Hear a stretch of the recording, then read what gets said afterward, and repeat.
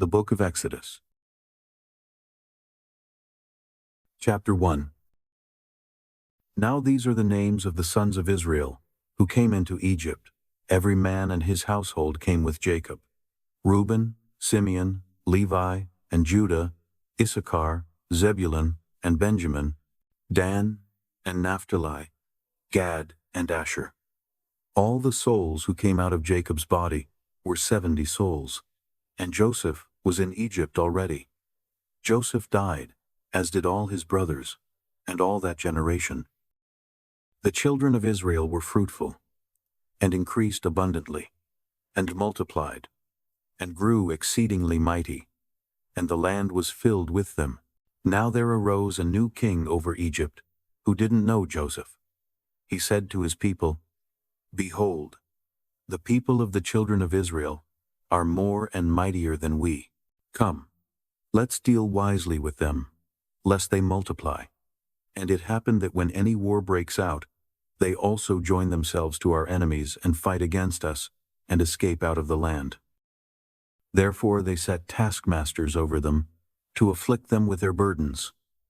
They built storage cities for Pharaoh, Pithom, and Ramses. But the more they afflicted them, the more they multiplied, and the more they spread out.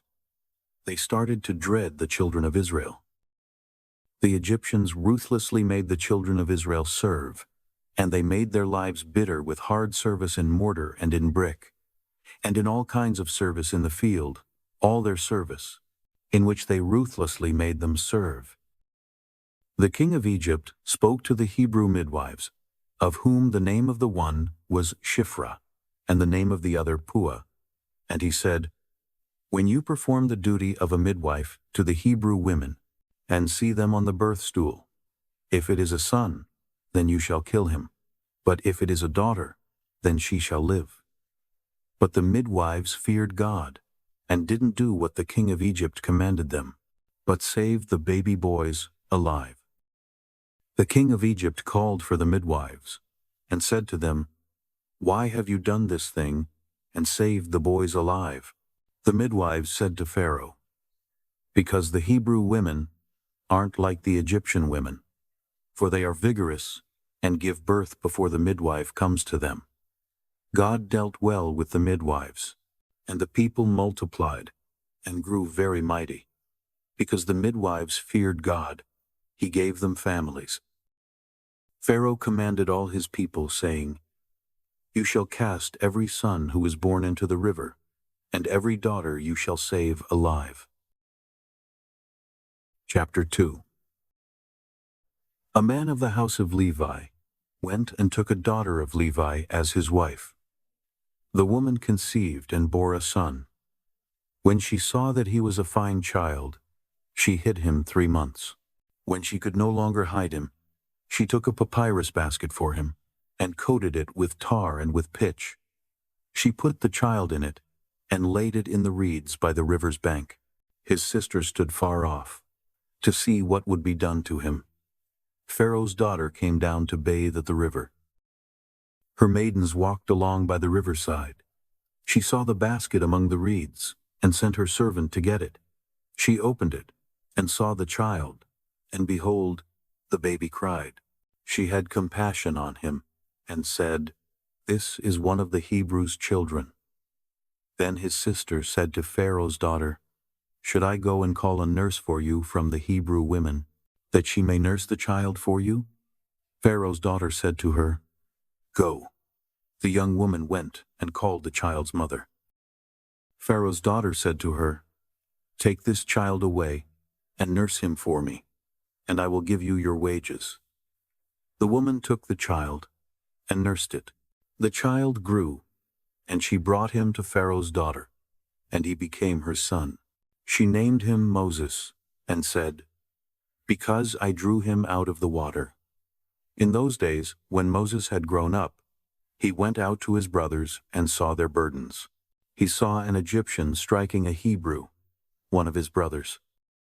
He looked this way and that way, and when he saw that there was no one, he killed the Egyptian and hid him in the sand. He went out the second day, and behold, 2 men of the Hebrews were fighting with each other. He said to him who did the wrong, "Why do you strike your fellow?" He said, "Who made you a prince and a judge over us? Do you plan to kill me as you killed the Egyptian?" Moses was afraid and said, "Surely this thing is known." Now, when Pharaoh heard this thing, he sought to kill Moses. But Moses fled from the face of Pharaoh and lived in the land of Midian, and he sat down by a well. Now the priest of Midian had 7 daughters. They came and drew water, and filled the troughs to water their father's flock. The shepherds came and drove them away, but Moses stood up and helped them, and watered their flock. When they came to Reuel, their father, he said, "How is it that you have returned so early today?" They said, "An Egyptian delivered us out of the hand of the shepherds, and moreover he drew water for us, and watered the flock." He said to his daughters, "Where is he? Why is it that you have left the man? Call him, that he may eat bread." Moses was content to dwell with the man. He gave Moses Zipporah, his daughter. She bore a son, and he named him Gershom. For he said, "I have lived as a foreigner in a foreign land." In the course of those many days, the king of Egypt died, and the children of Israel sighed because of the bondage, and they cried, and their cry came up to God because of the bondage. God heard their groaning, and God remembered his covenant with Abraham, with Isaac, and with Jacob.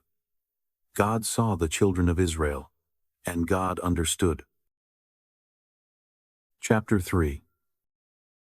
Now Moses was keeping the flock of Jethro, his father-in-law, the priest of Midian, and he led the flock to the back of the wilderness, and came to God's mountain, to Horeb. The Lord's angel appeared to him in a flame of fire out of the middle of a bush. He looked, and behold, the bush burned with fire, and the bush was not consumed. Moses said, "I will go now, and see this great sight, why the bush is not burned." When the Lord saw that he came over to see, God called to him out of the middle of the bush, and said, "Moses, Moses." He said, "Here I am." He said, "Don't come close. Take off your sandals, for the place you are standing on is holy ground." Moreover, he said, "I am the God of your father, the God of Abraham, the God of Isaac, and the God of Jacob." Moses hid his face, because he was afraid to look at God. The Lord said, "I have surely seen the affliction of my people who are in Egypt, and have heard their cry because of their taskmasters, for I know their sorrows. I have come down to deliver them out of the hand of the Egyptians, and to bring them up out of that land to a good and large land, to a land flowing with milk and honey, to the place of the Canaanite, the Hittite, the Amorite, the Perizzite, the Hivite, and the Jebusite. Now, behold, the cry of the children of Israel has come to me. Moreover, I have seen the oppression with which the Egyptians oppress them. Come now, therefore, and I will send you to Pharaoh, that you may bring my people, the children of Israel, out of Egypt." Moses said to God, "Who am I, that I should go to Pharaoh, and that I should bring the children of Israel out of Egypt?" He said, "Certainly I will be with you. This will be the token to you, that I have sent you. When you have brought the people out of Egypt, you shall serve God on this mountain." Moses said to God, "Behold, when I come to the children of Israel, and tell them, 'The God of your fathers has sent me to you,' and they ask me, 'What is his name?' what should I tell them?" God said to Moses, "I am who I am." And he said, "You shall tell the children of Israel this, 'I am has sent me to you.'" God said moreover to Moses, "You shall tell the children of Israel this, 'The Lord, the God of your fathers, the God of Abraham, the God of Isaac, and the God of Jacob, has sent me to you. This is my name forever, and this is my memorial to all generations. Go and gather the elders of Israel together, and tell them, 'The Lord, the God of your fathers, the God of Abraham, of Isaac, and of Jacob, has appeared to me, saying, I have surely visited you, and seen that which is done to you in Egypt. I have said, I will bring you up out of the affliction of Egypt, to the land of the Canaanite, the Hittite, the Amorite, the Perizzite, the Hivite, and the Jebusite, to a land flowing with milk and honey. They will listen to your voice. You shall come, you and the elders of Israel, to the king of Egypt, and you shall tell him, The Lord, the God of the Hebrews, has met with us. Now please let us go 3 days' journey into the wilderness, that we may sacrifice to the Lord our God. I know that the king of Egypt won't give you permission to go, no, not by a mighty hand. I will reach out my hand and strike Egypt with all my wonders which I will do among them, and after that he will let you go. I will give this people favor in the sight of the Egyptians, and it will happen that when you go, you shall not go empty-handed. But every woman shall ask of her neighbor, and of her who visits her house, jewels of silver, jewels of gold and clothing. You shall put them on your sons and on your daughters. You shall plunder the Egyptians. Chapter 4. Moses answered, But behold, they will not believe me, nor listen to my voice, for they will say, The Lord has not appeared to you. The Lord said to him, What is that in your hand? He said, A rod. He said, Throw it on the ground. He threw it on the ground, and it became a snake, and Moses ran away from it. The Lord said to Moses, Stretch out your hand, and take it by the tail. He stretched out his hand, and took hold of it, and it became a rod in his hand. This is so that they may believe that the Lord, the God of their fathers, the God of Abraham, the God of Isaac, and the God of Jacob, has appeared to you. The Lord said furthermore to him, Now put your hand inside your cloak. He put his hand inside his cloak, and when he took it out, behold, his hand was leprous, as white as snow. He said, Put your hand inside your cloak again. He put his hand inside his cloak again, and when he took it out of his cloak, behold, it had turned again as his other flesh. It will happen, if they will not believe you, or listen to the voice of the first sign, that they will believe the voice of the latter sign. It will happen, if they will not believe even these 2 signs or listen to your voice, that you shall take of the water of the river, and pour it on the dry land. The water which you take out of the river will become blood on the dry land. Moses said to the Lord, O Lord, I am not eloquent, neither before now, nor since you have spoken to your servant, for I am slow of speech, and of a slow tongue. The Lord said to him, Who made man's mouth, or who makes one mute, or deaf, or seeing, or blind? Isn't it I, the Lord? Now, therefore go, and I will be with your mouth, and teach you what you shall speak. Moses said, O Lord, please send someone else. The Lord's anger burned against Moses, and he said, What about Aaron, your brother, the Levite? I know that he can speak well. Also, behold, he is coming out to meet you. When he sees you, he will be glad in his heart. You shall speak to him, and put the words in his mouth. I will be with your mouth, and with his mouth, and will teach you what you shall do. He will be your spokesman to the people. It will happen that he will be to you a mouth, and you will be to him as God. You shall take this rod in your hand, with which you shall do the signs. Moses went and returned to Jethro his father-in-law, and said to him, Please let me go and return to my brothers who are in Egypt, and see whether they are still alive. Jethro said to Moses, Go in peace. The Lord said to Moses in Midian, Go, return into Egypt, for all the men who sought your life are dead. Moses took his wife and his sons, and set them on a donkey, and he returned to the land of Egypt. Moses took God's rod in his hand. The Lord said to Moses, "When you go back into Egypt, see that you do before Pharaoh all the wonders which I have put in your hand, but I will harden his heart, and he will not let the people go. You shall tell Pharaoh, 'The Lord says, Israel is my son, my firstborn, and I have said to you, let my son go, that he may serve me. And you have refused to let him go. Behold, I will kill your firstborn son.'" On the way at a lodging place, the Lord met Moses and wanted to kill him. Then Zipporah took a flint and cut off the foreskin of her son and cast it at his feet. And she said, "Surely you are a bridegroom of blood to me." So he let him alone. Then she said, "You are a bridegroom of blood, because of the circumcision." The Lord said to Aaron, "Go into the wilderness to meet Moses."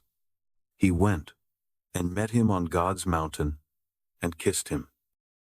Moses told Aaron all the Lord's words with which he had sent him, and all the signs with which he had instructed him.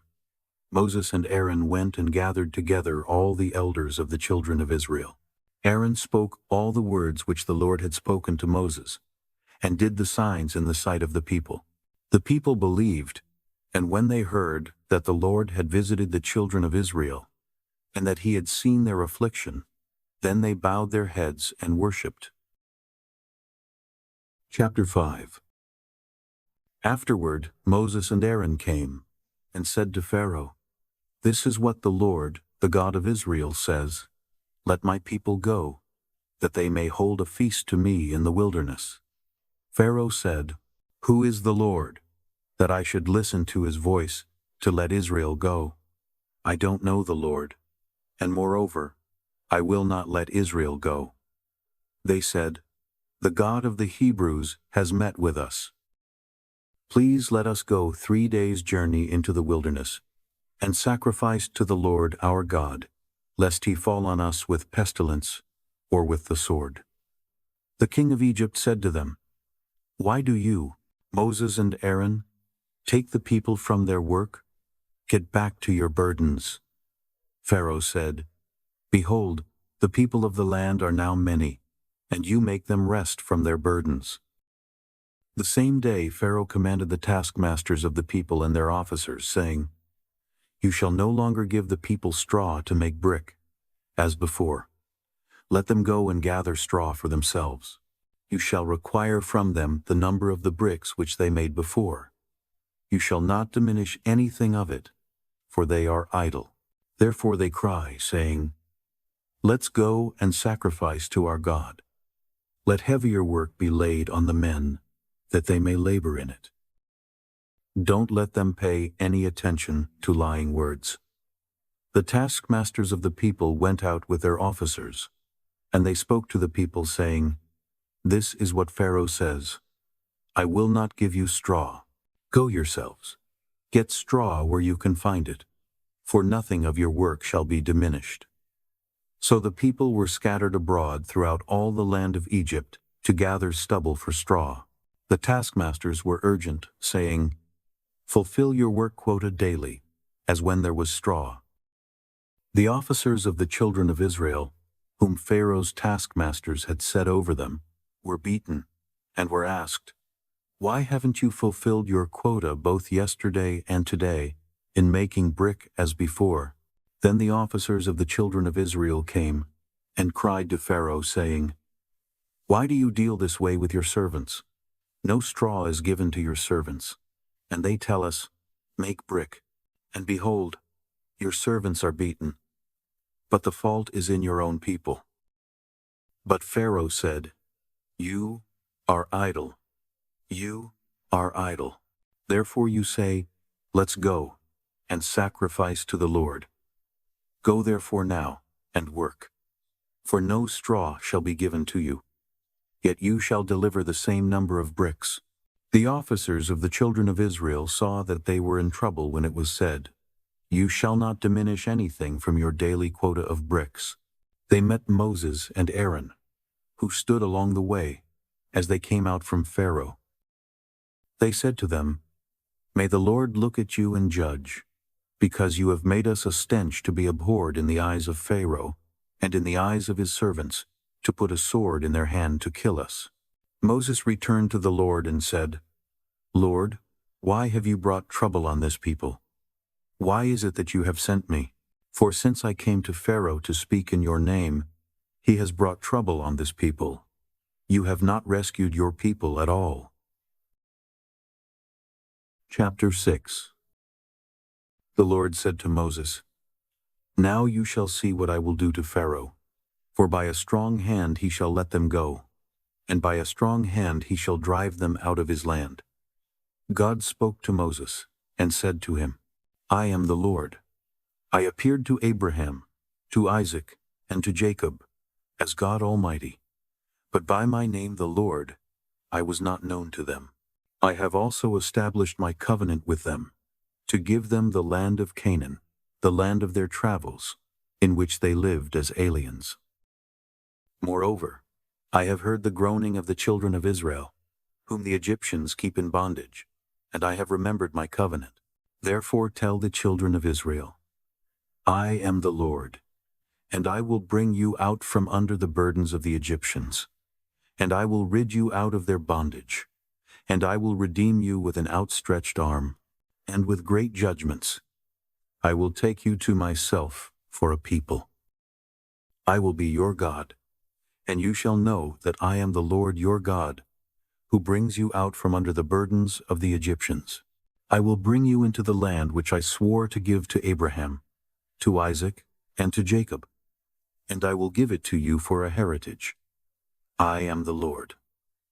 Moses spoke so to the children of Israel, but they didn't listen to Moses for anguish of spirit and for cruel bondage. The Lord spoke to Moses, saying, "Go in, speak to Pharaoh, king of Egypt, that he let the children of Israel go out of his land." Moses spoke before the Lord, saying, "Behold, the children of Israel haven't listened to me. How then shall Pharaoh listen to me, when I have uncircumcised lips?" The Lord spoke to Moses and to Aaron, and gave them a command to the children of Israel, and to Pharaoh king of Egypt, to bring the children of Israel out of the land of Egypt.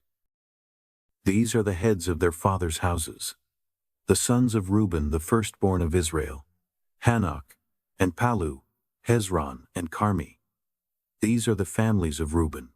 The sons of Simeon, Jemuel, and Jamin, and Ohad, and Jachin, and Zohar, and Shaul the son of a Canaanite woman. These are the families of Simeon. These are the names of the sons of Levi, according to their generations: Gershon, and Kohath, and Merari. And the years of the life of Levi were 137 years. The sons of Gershon, Libni and Shimei, according to their families. The sons of Kohath, Amram, and Izhar, and Hebron, and Uzziel. And the years of the life of Kohath were 133 years. The sons of Merari, Mali, and Mushi.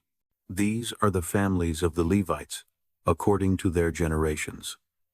Amram took Jochebed his father's sister to himself as wife, and she bore him Aaron and Moses.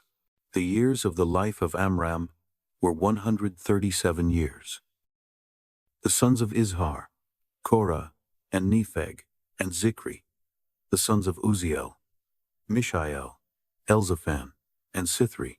Aaron took Elisheba, the daughter of Amminadab, the sister of Nahshon, as his wife, and she bore him Nadab and Abihu, Eleazar and Ithamar. The sons of Korah, Asir, Elkanah, and Abiasaph. These are the families of the Korahites. Eleazar, Aaron's son, took one of the daughters of Putiel as his wife, and she bore him Phinehas. These are the heads of the fathers' houses of the Levites according to their families. These are that Aaron and Moses, to whom the Lord said, "Bring out the children of Israel from the land of Egypt according to their armies." These are those who spoke to Pharaoh, king of Egypt, to bring out the children of Israel from Egypt. These are that Moses and Aaron. On the day when the Lord spoke to Moses in the land of Egypt, the Lord said to Moses, I am the Lord. Tell Pharaoh, king of Egypt, all that I tell you. Moses said before the Lord, Behold, I am of uncircumcised lips, and how shall Pharaoh listen to me? Chapter 7. The Lord said to Moses, Behold, I have made you as God to Pharaoh, and Aaron your brother shall be your prophet. You shall speak all that I command you. And Aaron your brother shall speak to Pharaoh, that he let the children of Israel go out of his land. I will harden Pharaoh's heart, and multiply my signs and my wonders in the land of Egypt. But Pharaoh will not listen to you.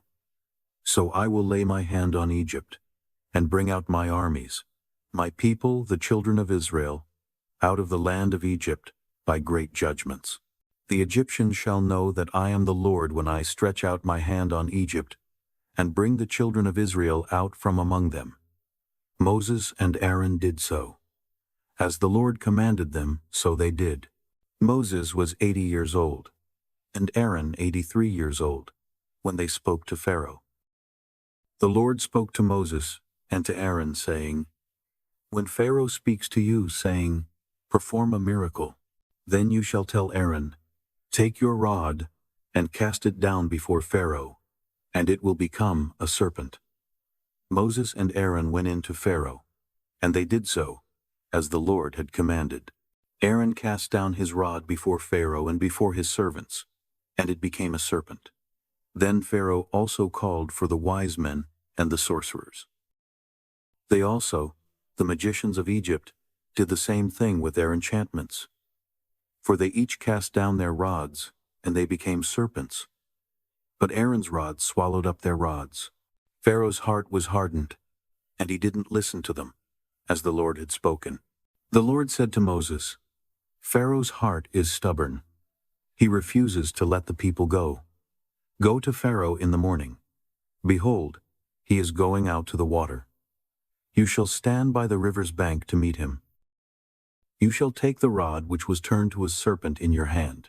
You shall tell him, The Lord, the God of the Hebrews, has sent me to you, saying, Let my people go, that they may serve me in the wilderness. Behold, until now you haven't listened. The Lord says, In this you shall know that I am the Lord.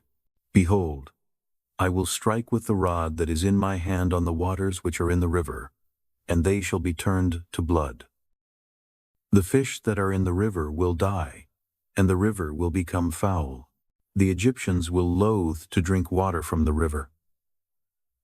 The Lord said to Moses, Tell Aaron, Take your rod, and stretch out your hand over the waters of Egypt, over their rivers, over their streams, and over their pools, and over all their ponds of water, that they may become blood. There will be blood throughout all the land of Egypt, both in vessels of wood and in vessels of stone. Moses and Aaron did so, as the Lord commanded, and he lifted up the rod, and struck the waters that were in the river, in the sight of Pharaoh, and in the sight of his servants, and all the waters that were in the river were turned to blood. The fish that were in the river died. The river became foul. The Egyptians couldn't drink water from the river. The blood was throughout all the land of Egypt. The magicians of Egypt did the same thing with their enchantments. So Pharaoh's heart was hardened, and he didn't listen to them, as the Lord had spoken. Pharaoh turned and went into his house, and he didn't even take this to heart. All the Egyptians dug around the river for water to drink, for they couldn't drink the river water. 7 days were fulfilled after the Lord had struck the river. Chapter 8. The Lord spoke to Moses, Go into Pharaoh and tell him, This is what the Lord says, Let my people go, that they may serve me. If you refuse to let them go, behold, I will plague all your borders with frogs. The river will swarm with frogs, which will go up and come into your house, and into your bedroom, and on your bed, and into the house of your servants, and on your people, and into your ovens, and into your kneading troughs. The frogs shall come up both on you, and on your people, and on all your servants. The Lord said to Moses, "Tell Aaron, stretch out your hand with your rod over the rivers, over the streams, and over the pools, and cause frogs to come up on the land of Egypt." Aaron stretched out his hand over the waters of Egypt, and the frogs came up and covered the land of Egypt.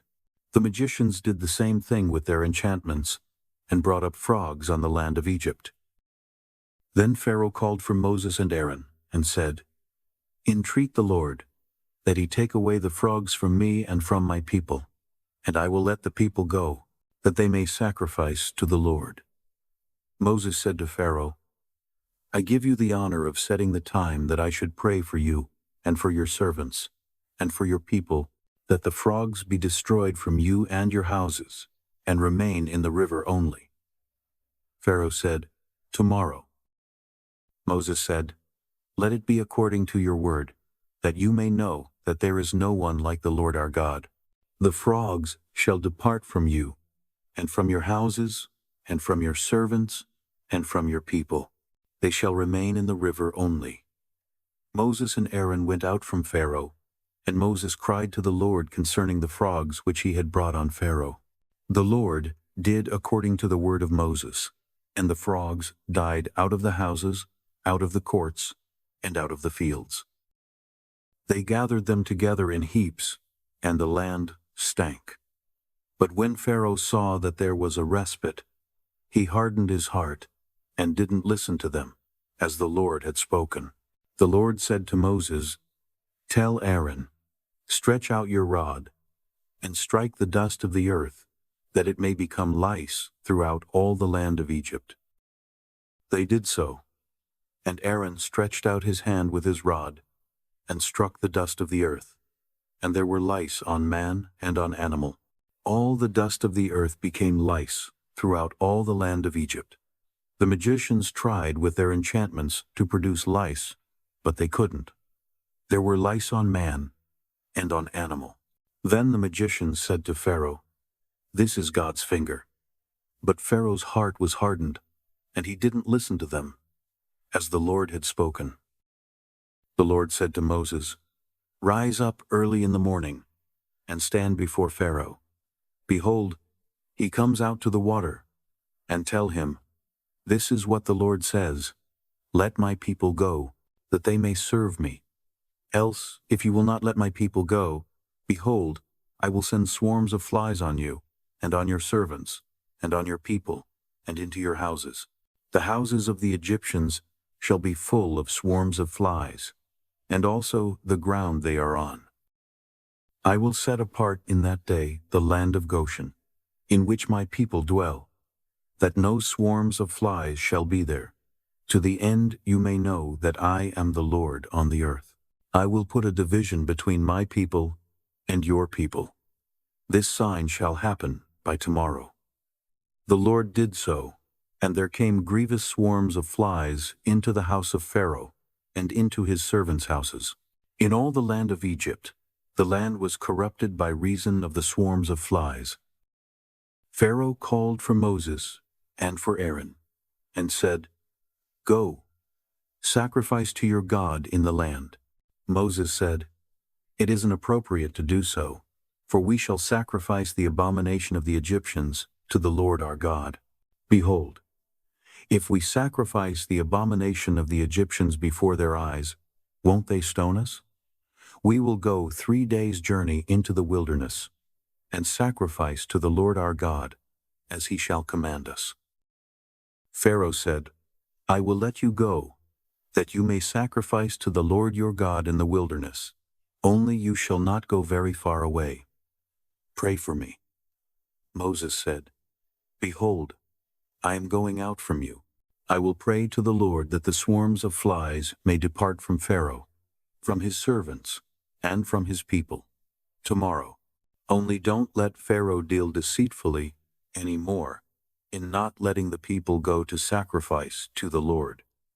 Moses went out from Pharaoh and prayed to the Lord. The Lord did according to the word of Moses, and he removed the swarms of flies from Pharaoh, from his servants, and from his people. There remained not one. Pharaoh hardened his heart this time also, and he didn't let the people go. Chapter 9.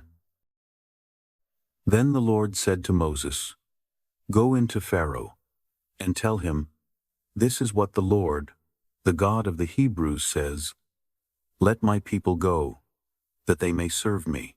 For if you refuse to let them go, and hold them still, behold, the Lord's hand is on your livestock which are in the field, on the horses, on the donkeys, on the camels, on the herds, and on the flocks, with a very grievous pestilence. The Lord will make a distinction between the livestock of Israel and the livestock of Egypt, and nothing shall die of all that belongs to the children of Israel.' The Lord appointed a set time, saying, 'Tomorrow the Lord shall do this thing in the land.' The Lord did that thing on the next day, and all the livestock of Egypt died, but of the livestock of the children of Israel not one died.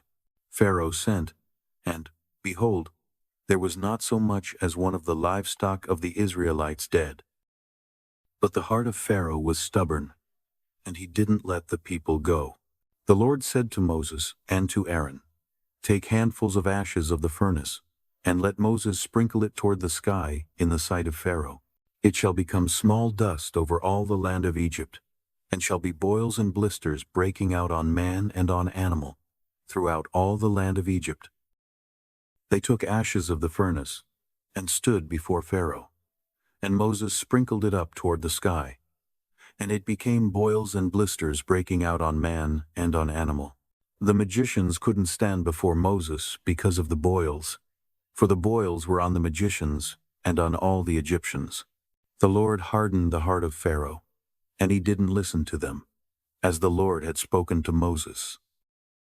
The Lord said to Moses, 'Rise up early in the morning, and stand before Pharaoh, and tell him, This is what the Lord, the God of the Hebrews, says, Let my people go, that they may serve me. For this time I will send all my plagues against your heart, against your officials, and against your people, that you may know that there is no one like me in all the earth. For now I would have stretched out my hand, and struck you and your people with pestilence, and you would have been cut off from the earth. But indeed for this cause I have made you stand, to show you my power, and that my name may be declared throughout all the earth, because you still exalt yourself against my people, that you won't let them go. Behold, tomorrow about this time I will cause it to rain a very grievous hail, such as has not been in Egypt since the day it was founded even until now. Now therefore command that all of your livestock, and all that you have in the field, be brought into shelter. The hail will come down on every man and animal that is found in the field, and isn't brought home, and they will die.' Those who feared the Lord's word among the servants of Pharaoh made their servants and their livestock flee into the houses. Whoever didn't respect the Lord's word left his servants and his livestock in the field. The Lord said to Moses, 'Stretch out your hand toward the sky, that there may be hail in all the land of Egypt, on man and on animal, and on every herb of the field throughout the land of Egypt.' Moses stretched out his rod toward the heavens, and the Lord sent thunder and hail, and lightning flashed down to the earth. The Lord rained hail on the land of Egypt. So there was very severe hail, and lightning mixed with the hail, such as had not been in all the land of Egypt since it became a nation. The hail struck throughout all the land of Egypt, all that was in the field, both man and animal. And the hail struck every herb of the field, and broke every tree of the field. Only in the land of Goshen, where the children of Israel were, there was no hail. Pharaoh sent and called for Moses and Aaron, and said to them, 'I have sinned this time. The Lord is righteous, and I and my people are wicked. Pray to the Lord, for there has been enough of mighty thunderings and hail. I will let you go, and you shall stay no longer.' Moses said to him, 'As soon as I have gone out of the city, I will spread out my hands to the Lord. The thunders shall cease, and there will not be any more hail, that you may know that the earth is the Lord's. But as for you and your servants, I know that you don't yet fear the Lord God. The flax and the barley were struck, for the barley had ripened, and the flax was blooming. But the wheat and the spelt were not struck, for they had not grown up. Moses went out of the city from Pharaoh, and spread out his hands to the Lord. And the thunders and hail ceased, and the rain was not poured on the earth. When Pharaoh saw that the rain and the hail and the thunders had ceased, he sinned yet more, and hardened his heart, he and his servants. The heart of Pharaoh was hardened, and he didn't let the children of Israel go, just as the Lord had spoken through Moses. Chapter 10.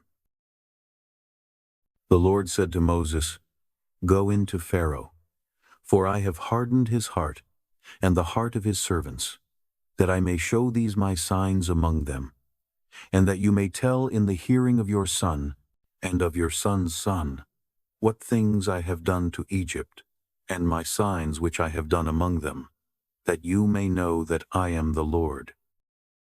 Moses and Aaron went in to Pharaoh, and said to him, This is what the Lord, the God of the Hebrews, says, How long will you refuse to humble yourself before me? Let my people go, that they may serve me. Or else, if you refuse to let my people go, behold, tomorrow I will bring locusts into your country, and they shall cover the surface of the earth, so that one won't be able to see the earth. They shall eat the residue of that which has escaped, which remains to you from the hail, and shall eat every tree which grows for you out of the field. Your houses shall be filled, and the houses of all your servants, and the houses of all the Egyptians, as neither your fathers nor your fathers' fathers have seen, since the day that they were on the earth to this day. He turned and went out from Pharaoh. Pharaoh's servants said to him, How long will this man be a snare to us? Let the men go, that they may serve the Lord, their God. Don't you yet know that Egypt is destroyed? Moses and Aaron were brought again to Pharaoh, and he said to them, Go, serve the Lord your God. But who are those who will go? Moses said, We will go with our young and with our old. We will go with our sons and with our daughters, with our flocks and with our herds. For we must hold a feast to the Lord. He said to them, The Lord be with you, if I let you go with your little ones. See, evil is clearly before your faces. Not so.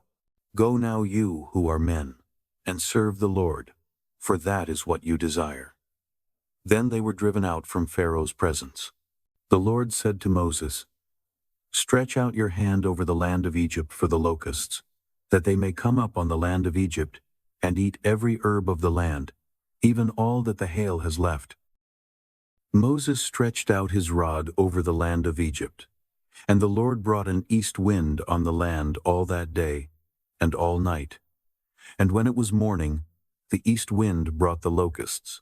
The locusts went up over all the land of Egypt, and rested in all the borders of Egypt. They were very grievous. Before them there were no such locusts as they, nor will there ever be again. For they covered the surface of the whole earth, so that the land was darkened, and they ate every herb of the land, and all the fruit of the trees which the hail had left. There remained nothing green, either tree or herb of the field, through all the land of Egypt. Then Pharaoh called for Moses and Aaron in haste, and he said, I have sinned against the Lord your God, and against you. Now therefore please forgive my sin again, and pray to the Lord your God, that he may also take away from me this death. Moses went out from Pharaoh, and prayed to the Lord. The Lord sent an exceedingly strong west wind, which took up the locusts, and drove them into the Red Sea. There remained not one locust in all the borders of Egypt. But the Lord hardened Pharaoh's heart, and he didn't let the children of Israel go. The Lord said to Moses, Stretch out your hand toward the sky, that there may be darkness over the land of Egypt, even darkness which may be felt. Moses stretched out his hand toward the sky, And there was a thick darkness in all the land of Egypt for 3 days. They didn't see one another, and nobody rose from his place for 3 days. But all the children of Israel had light in their dwellings. Pharaoh called to Moses and said, "Go, serve the Lord.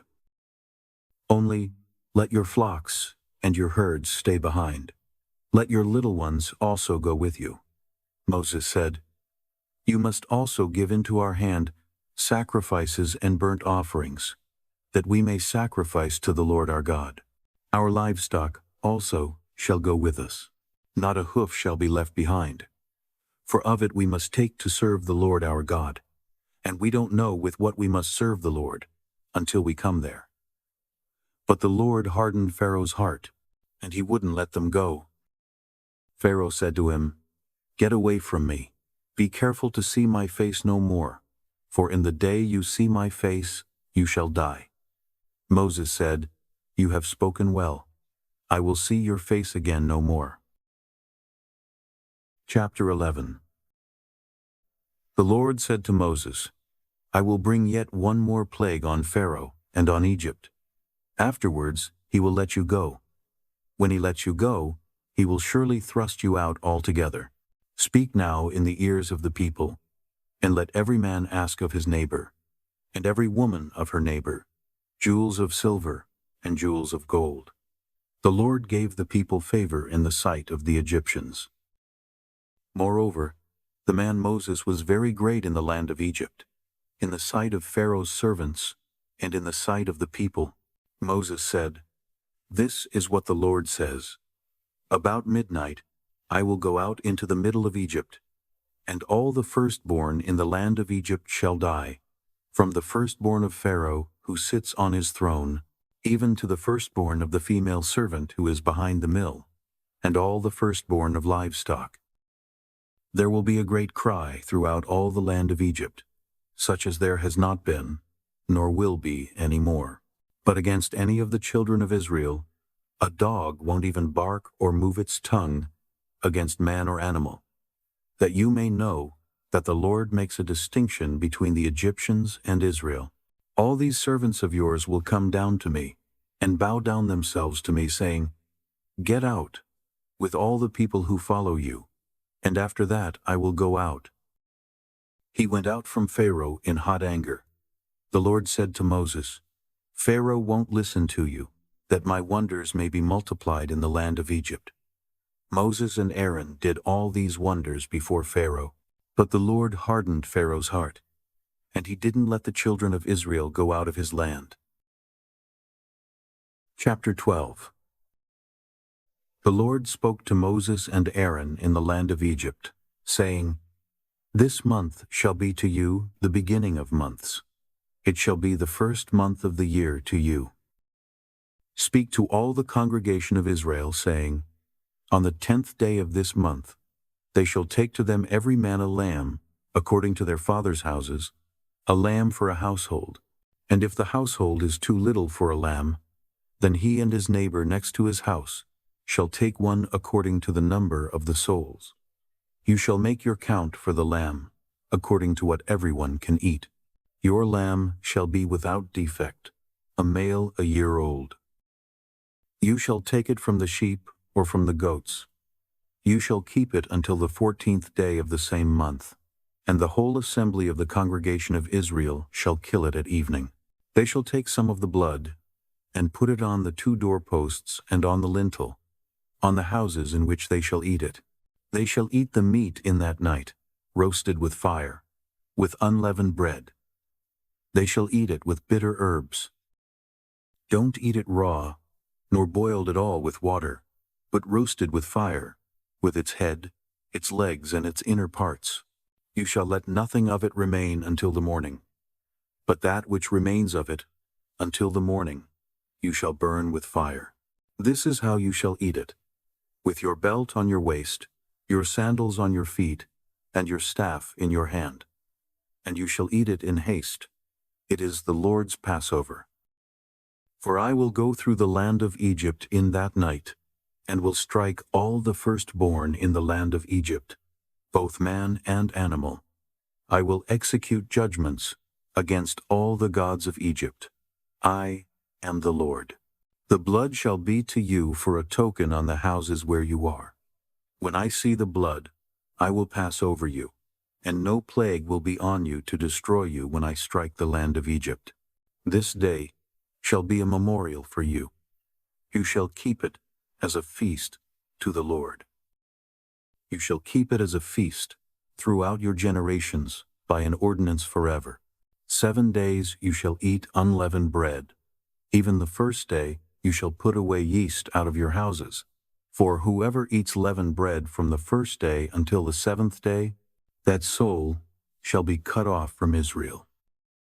In the first day there shall be to you a holy convocation, and in the 7th day a holy convocation.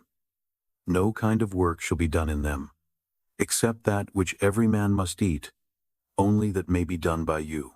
You shall observe the feast of unleavened bread, for in this same day I have brought your armies out of the land of Egypt. Therefore you shall observe this day throughout your generations by an ordinance forever. In the 1st month, on the 14th day of the month at evening, you shall eat unleavened bread until the 21st day of the month at evening. There shall be no yeast found in your houses for 7 days.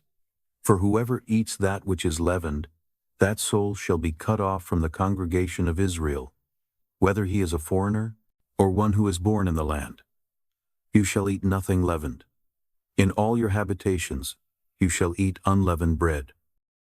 Then Moses called for all the elders of Israel, and said to them, Draw out, and take lambs according to your families, and kill the Passover. You shall take a bunch of hyssop, and dip it in the blood that is in the basin, and strike the lintel and the 2 doorposts with the blood that is in the basin. None of you shall go out of the door of his house until the morning. For the Lord will pass through to strike the Egyptians, and when he sees the blood on the lintel and on the 2 doorposts, the Lord will pass over the door and will not allow the destroyer to come into your houses to strike you. You shall observe this thing for an ordinance to you and to your sons forever. It shall happen when you have come to the land which the Lord will give you, as he has promised, that you shall keep this service. It will happen when your children ask you, What do you mean by this service?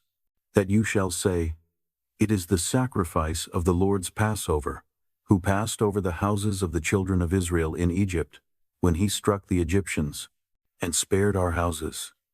The people bowed their heads and worshipped. The children of Israel went and did so. As the Lord had commanded Moses and Aaron, so they did. At midnight, the Lord struck all the firstborn in the land of Egypt, from the firstborn of Pharaoh who sat on his throne to the firstborn of the captive who was in the dungeon, and all the firstborn of livestock. Pharaoh rose up in the night, he, and all his servants, and all the Egyptians, and there was a great cry in Egypt, for there was not a house where there was not one dead. He called for Moses and Aaron by night, and said, Rise up, get out from among my people, both you and the children of Israel, and go, serve the Lord, as you have said. Take both your flocks and your herds, as you have said, and be gone, and bless me also. The Egyptians were urgent with the people, to send them out of the land in haste, for they said, We are all dead men. The people took their dough before it was leavened, their kneading troughs being bound up in their clothes on their shoulders. The children of Israel did according to the word of Moses. And they asked of the Egyptians jewels of silver, and jewels of gold, and clothing. The Lord gave the people favor in the sight of the Egyptians, so that they let them have what they asked. They plundered the Egyptians. The children of Israel traveled from Ramses to Succoth, about 600,000 on foot who were men, in addition to children. A mixed multitude went up also with them, with flocks, herds, and even very much livestock. They baked unleavened cakes of the dough, which they brought out of Egypt. For it wasn't leavened, because they were thrust out of Egypt, and couldn't wait, and they had not prepared any food for themselves. Now the time that the children of Israel lived in Egypt was 430 years. At the end of 430 years, to the day, all of the Lord's armies went out from the land of Egypt.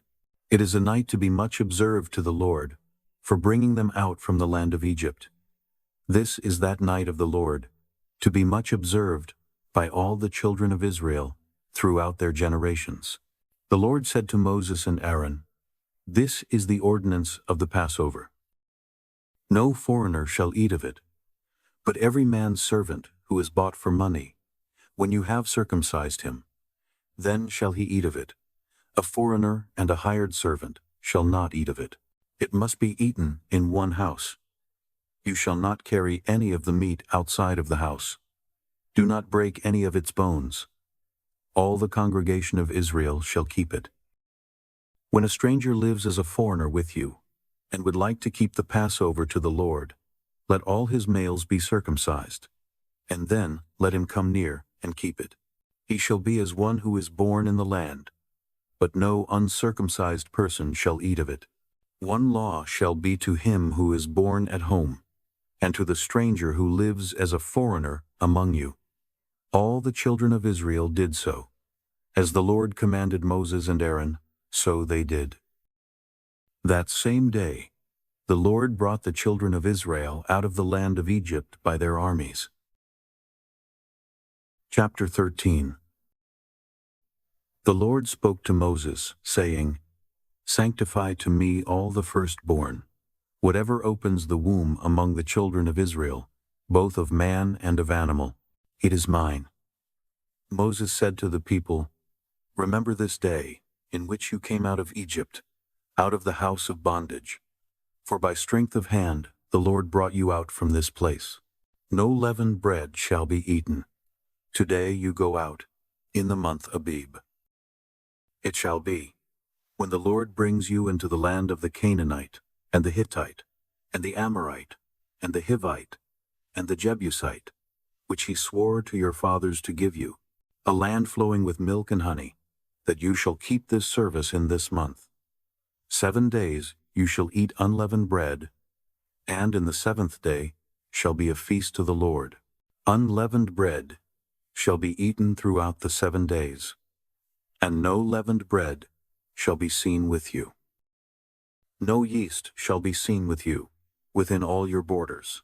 You shall tell your son in that day, saying, It is because of that which the Lord did for me when I came out of Egypt. It shall be for a sign to you on your hand, and for a memorial between your eyes, that the Lord's law may be in your mouth. For with a strong hand the Lord has brought you out of Egypt. You shall therefore keep this ordinance in its season from year to year. It shall be, when the Lord brings you into the land of the Canaanite, as he swore to you and to your fathers, and will give it to you, that you shall set apart to the Lord all that opens the womb, and every firstborn that comes from an animal which you have. The males shall be the Lord's. Every firstborn of a donkey you shall redeem with a lamb. And if you will not redeem it, then you shall break its neck, and you shall redeem all the firstborn of man among your sons. It shall be, when your son asks you in time to come, saying, What is this? That you shall tell him, By strength of hand the Lord brought us out from Egypt, from the house of bondage. When Pharaoh stubbornly refused to let us go, the Lord killed all the firstborn in the land of Egypt, both the firstborn of man and the firstborn of livestock. Therefore I sacrifice to the Lord all that opens the womb, being males, but all the firstborn of my sons I redeem. It shall be for a sign on your hand, and for symbols between your eyes. For by strength of hand the Lord brought us out of Egypt. When Pharaoh had let the people go, God didn't lead them by the way of the land of the Philistines, although that was near. For God said, Lest perhaps the people change their minds when they see war, and they return to Egypt. But God led the people around by the way of the wilderness, by the Red Sea. And the children of Israel went up, armed out of the land of Egypt. Moses took the bones of Joseph with him, for he had made the children of Israel swear, saying, God will surely visit you, and you shall carry up my bones away from here with you. They took their journey from Succoth, and encamped in Etham, in the edge of the wilderness. The Lord went before them by day in a pillar of cloud, to lead them on their way, and by night in a pillar of fire, to give them light, that they might go by day and by night. The pillar of cloud by day, and the pillar of fire by night, didn't depart from before the people. Chapter 14. The Lord spoke to Moses, saying, Speak to the children of Israel, that they turn back and encamp before Pihahiroth, between Migdol and the sea, before Baal-Zephon. You shall encamp opposite it by the sea. Pharaoh will say of the children of Israel, They are entangled in the land. The wilderness has shut them in. I will harden Pharaoh's heart, and he will follow after them. And I will get honor over Pharaoh, and over all his armies. And the Egyptians shall know that I am the Lord. They did so. The king of Egypt was told that the people had fled, and the heart of Pharaoh and of his servants was changed toward the people, and they said, What is this we have done, that we have let Israel go from serving us? He prepared his chariot, and took his army with him, and he took 600 chosen chariots, and all the chariots of Egypt, with captains over all of them. The Lord hardened the heart of Pharaoh king of Egypt, and he pursued the children of Israel. For the children of Israel went out with a high hand. The Egyptians pursued them. All the horses and chariots of Pharaoh, his horsemen, and his army, overtook them encamping by the sea, beside Pihahiroth, before Baal-Zephon. When Pharaoh came near, the children of Israel lifted up their eyes, and behold, the Egyptians were marching after them, and they were very afraid. The children of Israel cried out to the Lord. They said to Moses, Because there were no graves in Egypt, have you taken us away to die in the wilderness?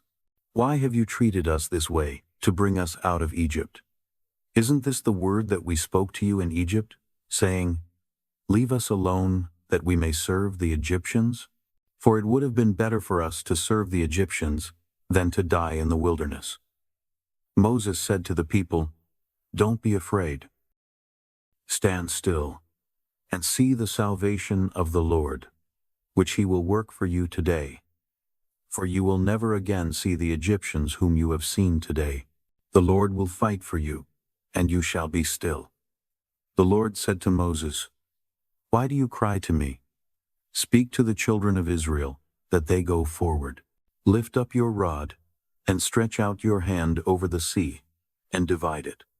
Then the children of Israel shall go into the middle of the sea on dry ground. Behold, I myself will harden the hearts of the Egyptians, and they will go in after them. I will get myself honor over Pharaoh, and over all his armies, over his chariots, and over his horsemen. The Egyptians shall know that I am the Lord, when I have gotten myself honor over Pharaoh, over his chariots, and over his horsemen. The angel of God, who went before the camp of Israel, moved and went behind them. And the pillar of cloud moved from before them, and stood behind them. It came between the camp of Egypt and the camp of Israel. There was the cloud and the darkness, yet it gave light by night. One didn't come near the other all night. Moses stretched out his hand over the sea, and the Lord caused the sea to go back by a strong east wind all night, and made the sea dry land, and the waters were divided. The children of Israel went into the middle of the sea on the dry ground, and the waters were a wall to them, on their right hand and on their left. The Egyptians pursued, and went in after them into the middle of the sea. All of Pharaoh's horses, his chariots, and his horsemen. In the morning watch, the Lord looked out on the Egyptian army through the pillar of fire and of cloud, and confused the Egyptian army. He took off their chariot wheels, and they drove them heavily, so that the Egyptians said, Let's flee from the face of Israel, for the Lord fights for them against the Egyptians. The Lord said to Moses, Stretch out your hand over the sea, that the waters may come again on the Egyptians, on their chariots, and on their horsemen. Moses stretched out his hand over the sea, and the sea returned to its strength when the morning appeared, and the Egyptians fled against it. The Lord overthrew the Egyptians in the middle of the sea. The waters returned, and covered the chariots and the horsemen, even all Pharaoh's army that went in after them into the sea. There remained not so much as one of them. But the children of Israel walked on dry land in the middle of the sea, and the waters were a wall to them on their right hand and on their left. Thus the Lord saved Israel that day out of the hand of the Egyptians, and Israel saw the Egyptians dead on the seashore. Israel saw the great work which the Lord did to the Egyptians, and the people feared the Lord, and they believed in the Lord and in his servant Moses. Chapter 15. Then Moses and the children of Israel sang this song to the Lord, and said, I will sing to the Lord, for he has triumphed gloriously. He has thrown the horse and his rider into the sea. The Lord is my strength and song. He has become my salvation. This is my God, and I will praise him, my father's God, and I will exalt him. The Lord is a man of war. The Lord is his name. He has cast Pharaoh's chariots and his army into the sea. His chosen captains are sunk in the Red Sea. The deeps cover them. They went down into the depths like a stone. Your right hand, Lord, is glorious in power. Your right hand, Lord, dashes the enemy in pieces. In the greatness of your excellency, you overthrow those who rise up against you. You send out your wrath. It consumes them as stubble. With the blast of your nostrils, the waters were piled up. The flood stood upright as a heap. The deeps were congealed in the heart of the sea. The enemy said, I will pursue. I will overtake. I will divide the plunder. My desire will be satisfied on them. I will draw my sword. My hand will destroy them. You blew with your wind. The sea covered them. They sank like lead in the mighty waters.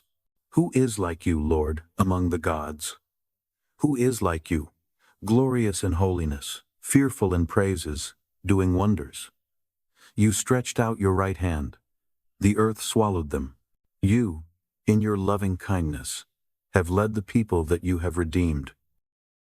You have guided them in your strength to your holy habitation. The peoples have heard. They tremble. Pangs have taken hold of the inhabitants of Philistia. Then the chiefs of Edom were dismayed. Trembling takes hold of the mighty men of Moab. All the inhabitants of Canaan have melted away. Terror and dread falls on them. By the greatness of your arm they are as still as a stone, until your people pass over. Lord, until the people you have purchased pass over. You will bring them in, and plant them in the mountain of your inheritance, the place, Lord, which you have made for yourself to dwell in, the sanctuary, Lord, which your hands have established. The Lord will reign forever and ever. For the horses of Pharaoh went in with his chariots, and with his horsemen into the sea, and the Lord brought back the waters of the sea on them. But the children of Israel walked on dry land in the middle of the sea. Miriam the prophetess, the sister of Aaron, took a tambourine in her hand, and all the women went out after her with tambourines and with dances. Miriam answered them, Sing to the Lord, for he has triumphed gloriously. He has thrown the horse and his rider into the sea. Moses led Israel onward from the Red Sea, and they went out into the wilderness of Shur. And they went 3 days in the wilderness, and found no water. When they came to Marah, they couldn't drink from the waters of Marah, for they were bitter. Therefore its name was called Marah. The people murmured against Moses, saying, What shall we drink? Then he cried to the Lord. The Lord showed him a tree, and he threw it into the waters, and the waters were made sweet. There he made a statute and an ordinance for them, and there he tested them. He said, "If you will diligently listen to the Lord your God's voice, and will do that which is right in his eyes, and will pay attention to his commandments, and keep all his statutes, I will put none of the diseases on you which I have put on the Egyptians, for I am the Lord who heals you." They came to Elim, where there were 12 springs of water and 70 palm trees. They encamped there by the waters. Chapter 16. They took their journey from Elim, and all the congregation of the children of Israel came to the wilderness of Sin, which is between Elim and Sinai, on the 15th day of the 2nd month, after their departing out of the land of Egypt. The whole congregation of the children of Israel murmured against Moses and against Aaron in the wilderness.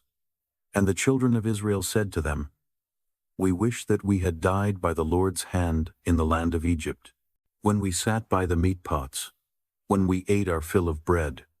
For you have brought us out into this wilderness to kill this whole assembly with hunger." Then the Lord said to Moses, "Behold, I will rain bread from the sky for you, and the people shall go out and gather a day's portion every day, that I may test them, whether they will walk in my law or not.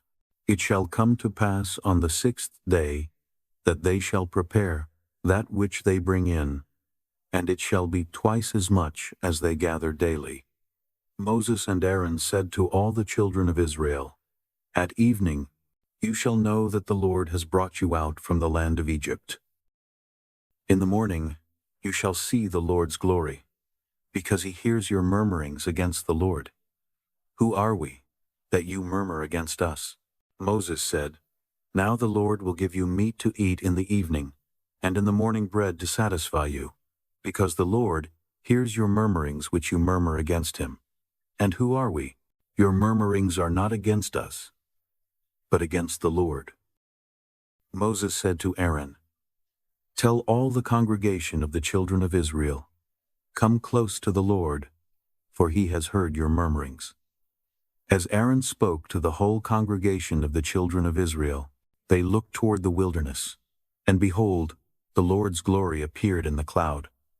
The Lord spoke to Moses, saying, "I have heard the murmurings of the children of Israel. Speak to them, saying, At evening you shall eat meat, and in the morning you shall be filled with bread. Then you will know that I am the Lord your God." In the evening, quail came up and covered the camp, and in the morning the dew lay around the camp. When the dew that lay had gone, behold, on the surface of the wilderness was a small round thing, small as the frost on the ground. When the children of Israel saw it, they said to one another, "What is it?" For they didn't know what it was. Moses said to them, "It is the bread which the Lord has given you to eat. This is the thing which the Lord has commanded. Gather of it every one according to his eating, an omer a head, according to the number of your persons, you shall take it, every man for those who are in his tent." The children of Israel did so, and some gathered more, some less. When they measured it with an omer, he who gathered much had nothing over, and he who gathered little had no lack. They each gathered according to his eating. Moses said to them, "Let no one leave of it until the morning." Notwithstanding, they didn't listen to Moses, but some of them left of it until the morning. So it bred worms and became foul, and Moses was angry with them. They gathered it morning by morning, every one according to his eating. When the sun grew hot, it melted. On the 6th day, they gathered twice as much bread, 2 omers for each one. And all the rulers of the congregation came and told Moses. He said to them, "This is that which the Lord has spoken. Tomorrow is a solemn rest, a holy Sabbath to the Lord. Bake that which you want to bake, and boil that which you want to boil. And all that remains over lay up for yourselves to be kept until the morning." They laid it up until the morning, as Moses ordered, and it didn't become foul, and there were no worms in it. Moses said, "Eat that today, for today is a Sabbath to the Lord. Today you shall not find it in the field."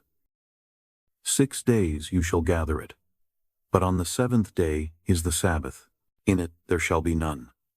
On the 7th day some of the people went out to gather, and they found none. The Lord said to Moses, How long do you refuse to keep my commandments and my laws?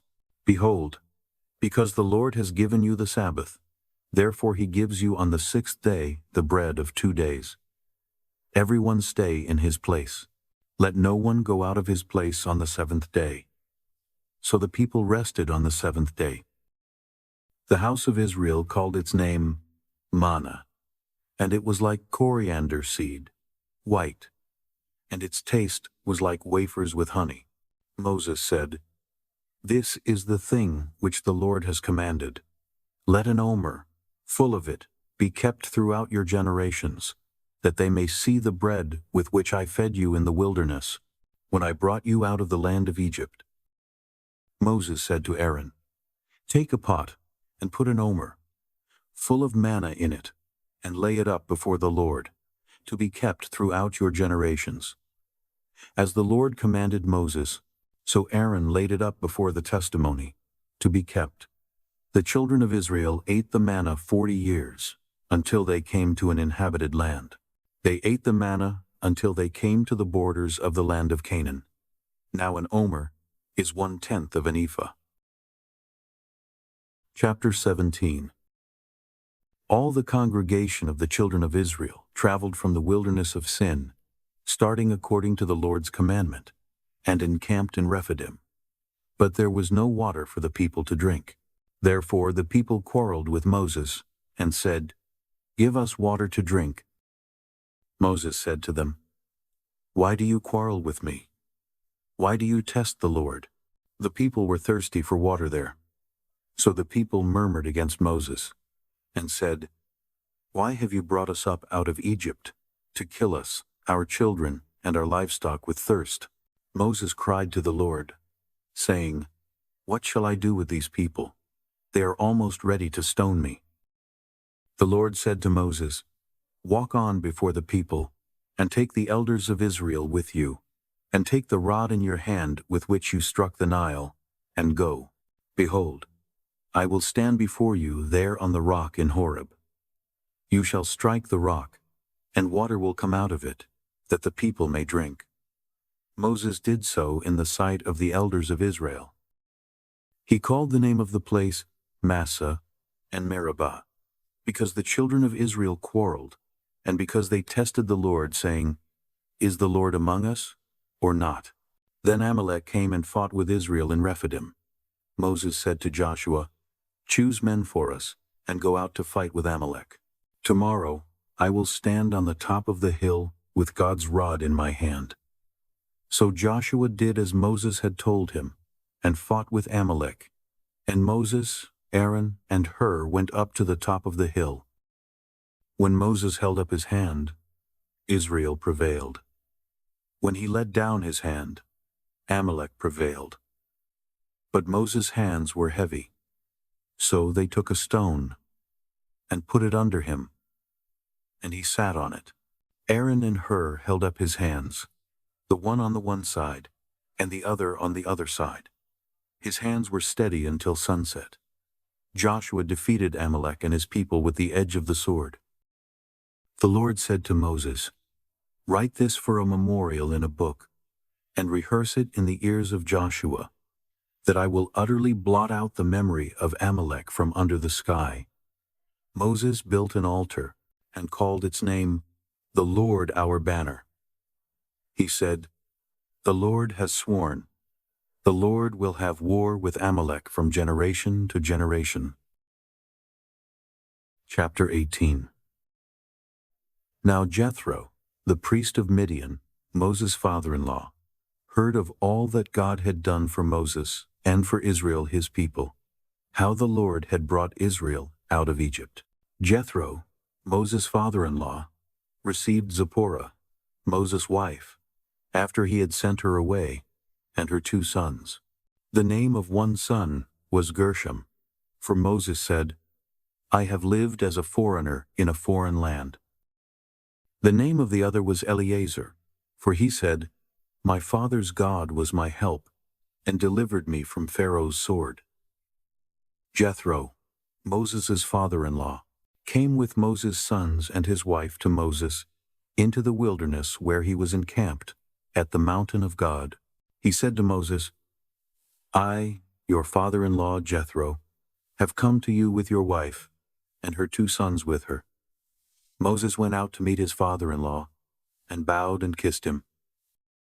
They asked each other of their welfare, and they came into the tent. Moses told his father-in-law all that the Lord had done to Pharaoh and to the Egyptians for Israel's sake, all the hardships that had come on them on the way, and how the Lord delivered them. Jethro rejoiced for all the goodness which the Lord had done to Israel, in that he had delivered them out of the hand of the Egyptians.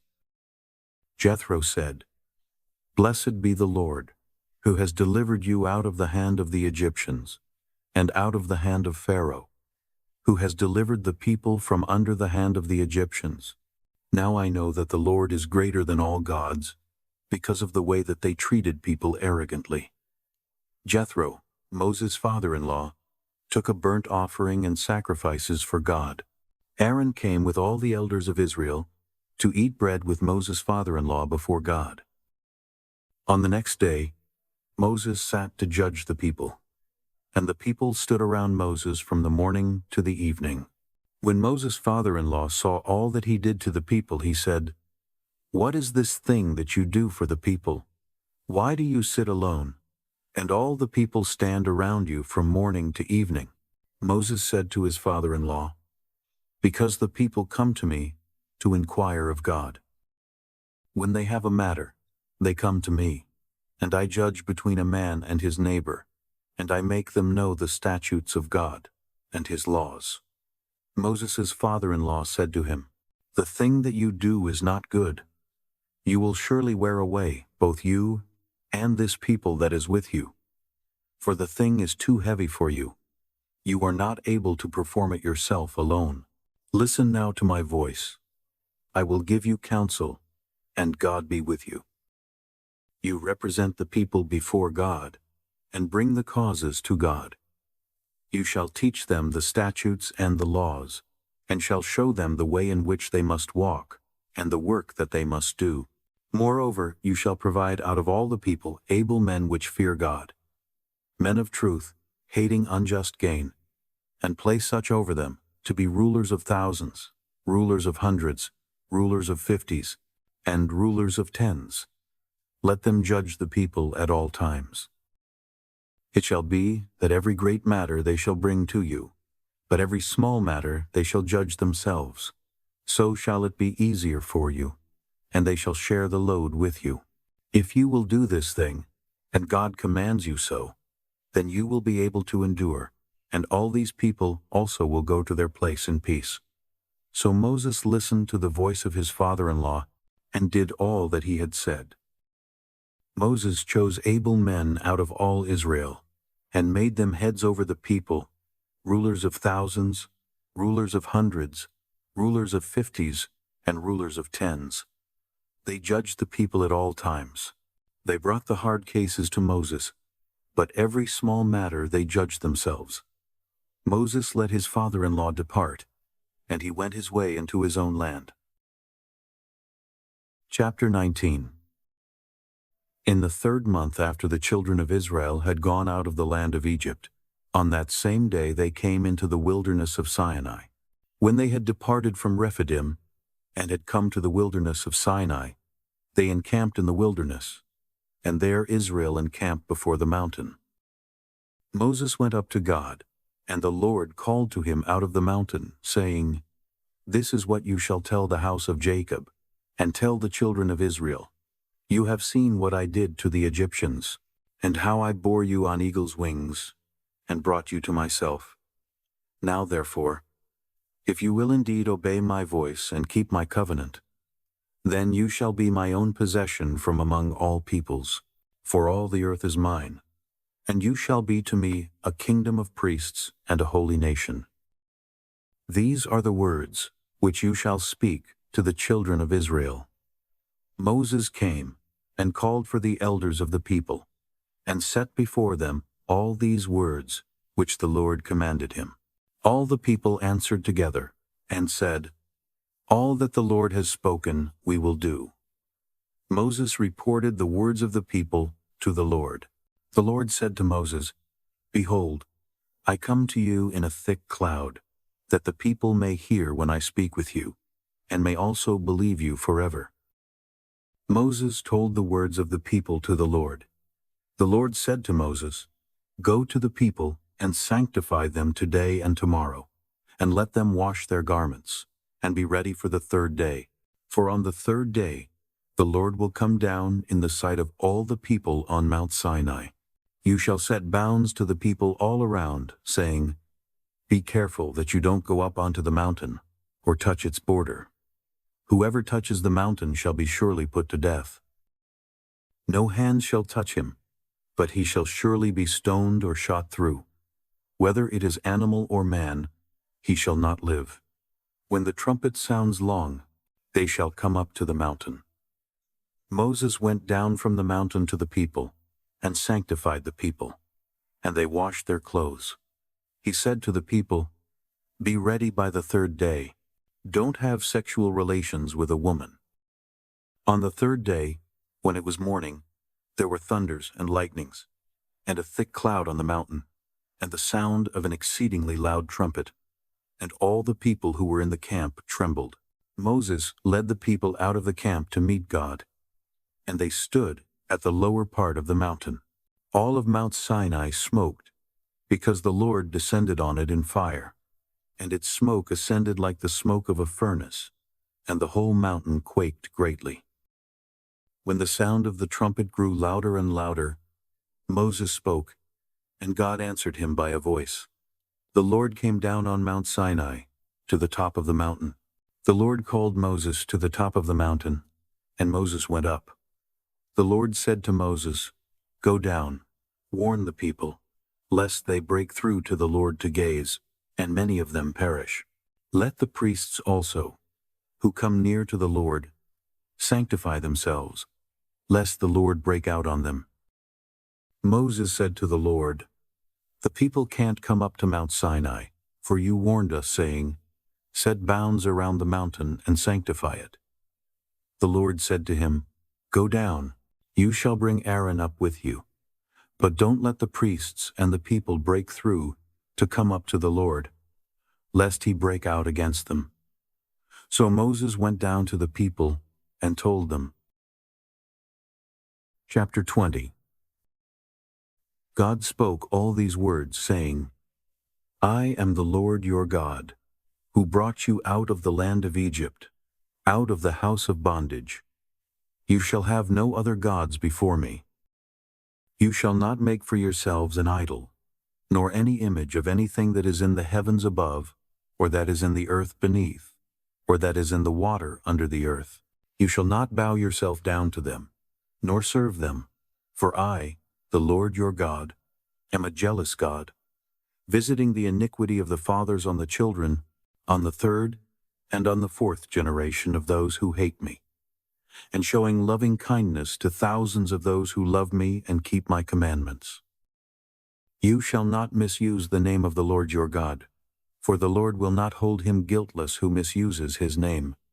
Remember the Sabbath day, to keep it holy. You shall labor 6 days, and do all your work. But the seventh day is a Sabbath to the Lord your God.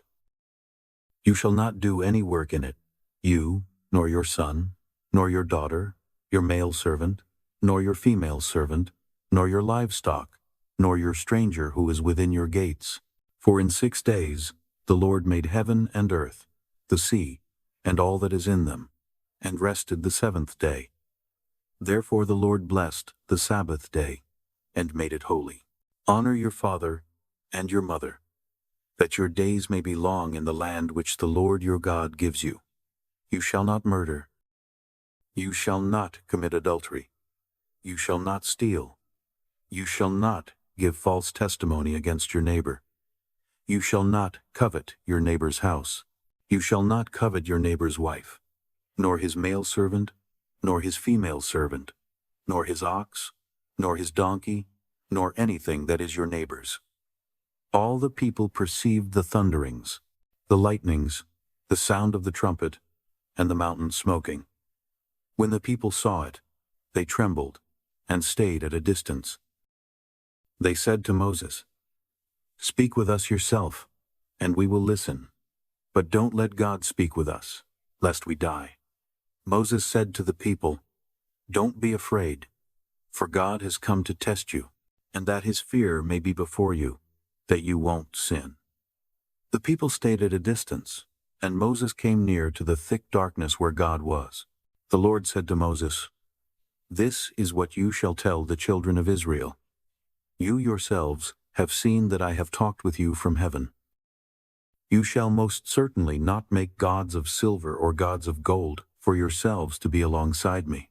You shall make an altar of earth for me, and shall sacrifice on it your burnt offerings and your peace offerings, your sheep and your cattle. In every place where I record my name, I will come to you, and I will bless you. If you make me an altar of stone, you shall not build it of cut stones, for if you lift up your tool on it, you have polluted it. You shall not go up by steps to my altar, that your nakedness may not be exposed to it." Chapter 21. Now these are the ordinances which you shall set before them. If you buy a Hebrew servant, he shall serve 6 years, and in the 7th he shall go out free without paying anything. If he comes in by himself, he shall go out by himself. If he is married, then his wife shall go out with him. If his master gives him a wife, and she bears him sons or daughters, the wife and her children shall be her master's, and he shall go out by himself.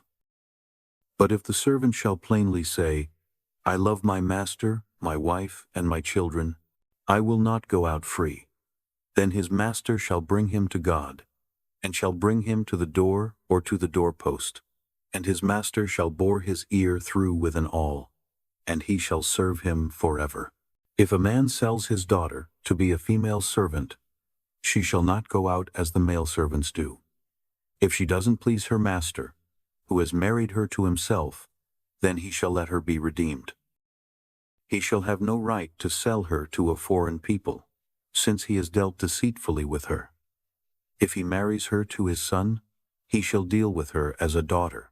If he takes another wife to himself, he shall not diminish her food, her clothing, and her marital rights. If he doesn't do these 3 things for her, she may go free without paying any money. One who strikes a man so that he dies shall surely be put to death, but not if it is unintentional. But God allows it to happen. Then I will appoint you a place where he shall flee. If a man schemes and comes presumptuously on his neighbor to kill him, you shall take him from my altar, that he may die. Anyone who attacks his father or his mother shall be surely put to death. Anyone who kidnaps someone and sells him, or if he is found in his hand, he shall surely be put to death. Anyone who curses his father or his mother shall surely be put to death. If men quarrel, and one strikes the other with a stone or with his fist, and he doesn't die but is confined to bed, if he rises again and walks around with his staff, then he who struck him shall be cleared. Only he shall pay for the loss of his time, and shall provide for his healing until he is thoroughly healed. If a man strikes his servant or his maid with a rod, and he dies under his hand, the man shall surely be punished. Notwithstanding, if his servant gets up after a day or 2, he shall not be punished, for the servant is his property. If men fight and hurt a pregnant woman so that she gives birth prematurely, and yet no harm follows, he shall be surely fined as much as the woman's husband demands and the judges allow. But if any harm follows, then you must take life for life, eye for eye, tooth for tooth, hand for hand, foot for foot, burning for burning, wound for wound, and bruise for bruise. If a man strikes his servant's eye, or his maid's eye, and destroys it, he shall let him go free for his eye's sake. If he strikes out his male servant's tooth, or his female servant's tooth, he shall let the servant go free for his tooth's sake. If a bull gores a man or a woman to death, the bull shall surely be stoned, and its meat shall not be eaten. But the owner of the bull shall not be held responsible. But if the bull had a habit of goring in the past, and this has been testified to its owner, and he has not kept it in, but it has killed a man or a woman, the bull shall be stoned, and its owner shall also be put to death. If a ransom is imposed on him, then he shall give for the redemption of his life whatever is imposed. Whether it has gored a son or has gored a daughter, according to this judgment it shall be done to him. If the bull gores a male servant or a female servant, 30 shekels of silver shall be given to their master, and the ox shall be stoned. If a man opens a pit, or if a man digs a pit and doesn't cover it, and a bull or a donkey falls into it, the owner of the pit shall make it good. He shall give money to its owner, and the dead animal shall be his.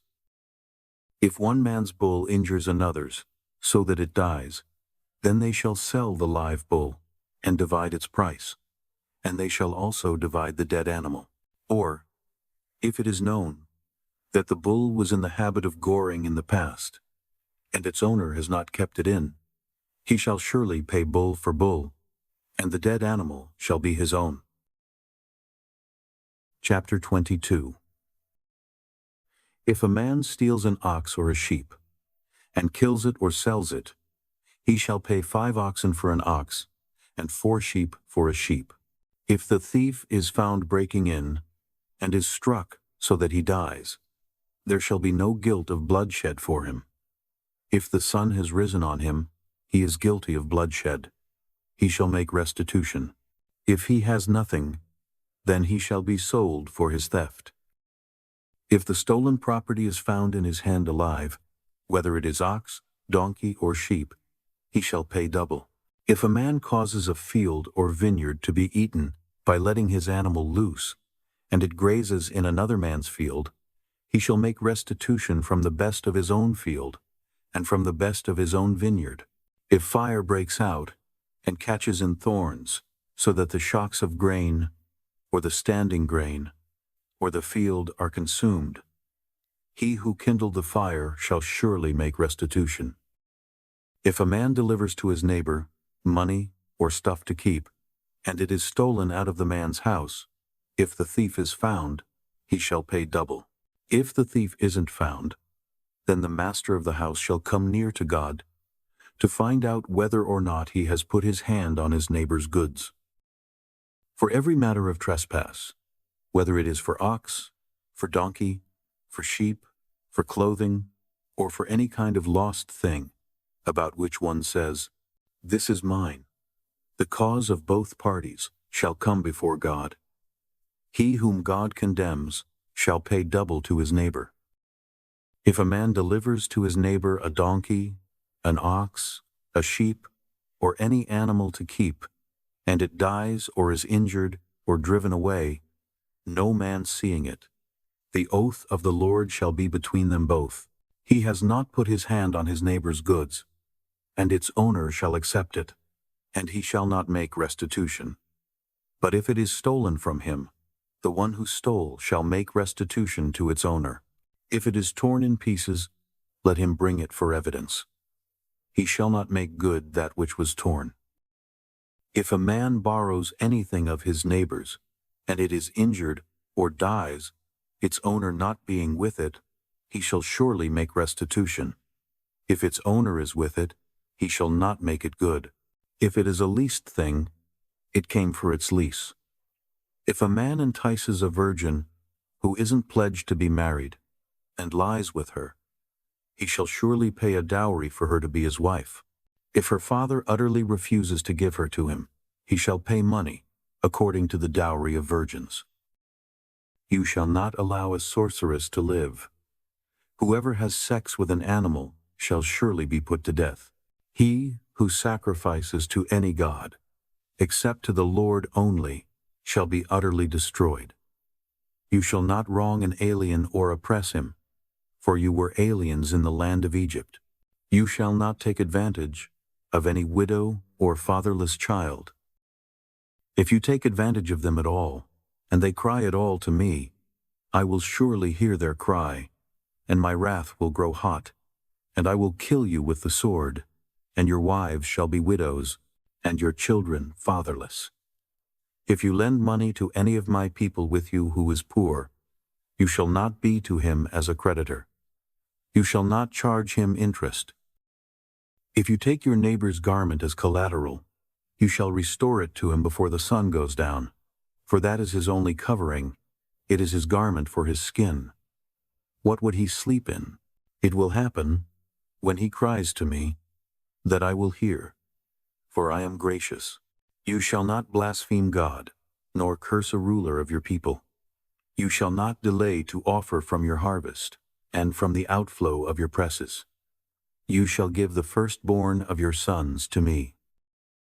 You shall do likewise with your cattle and with your sheep. It shall be with its mother 7 days. Then on the 8th day you shall give it to me. You shall be holy men to me. Therefore you shall not eat any meat that is torn by animals in the field. You shall cast it to the dogs. Chapter 23. You shall not spread a false report. Don't join your hand with the wicked to be a malicious witness. You shall not follow a crowd to do evil.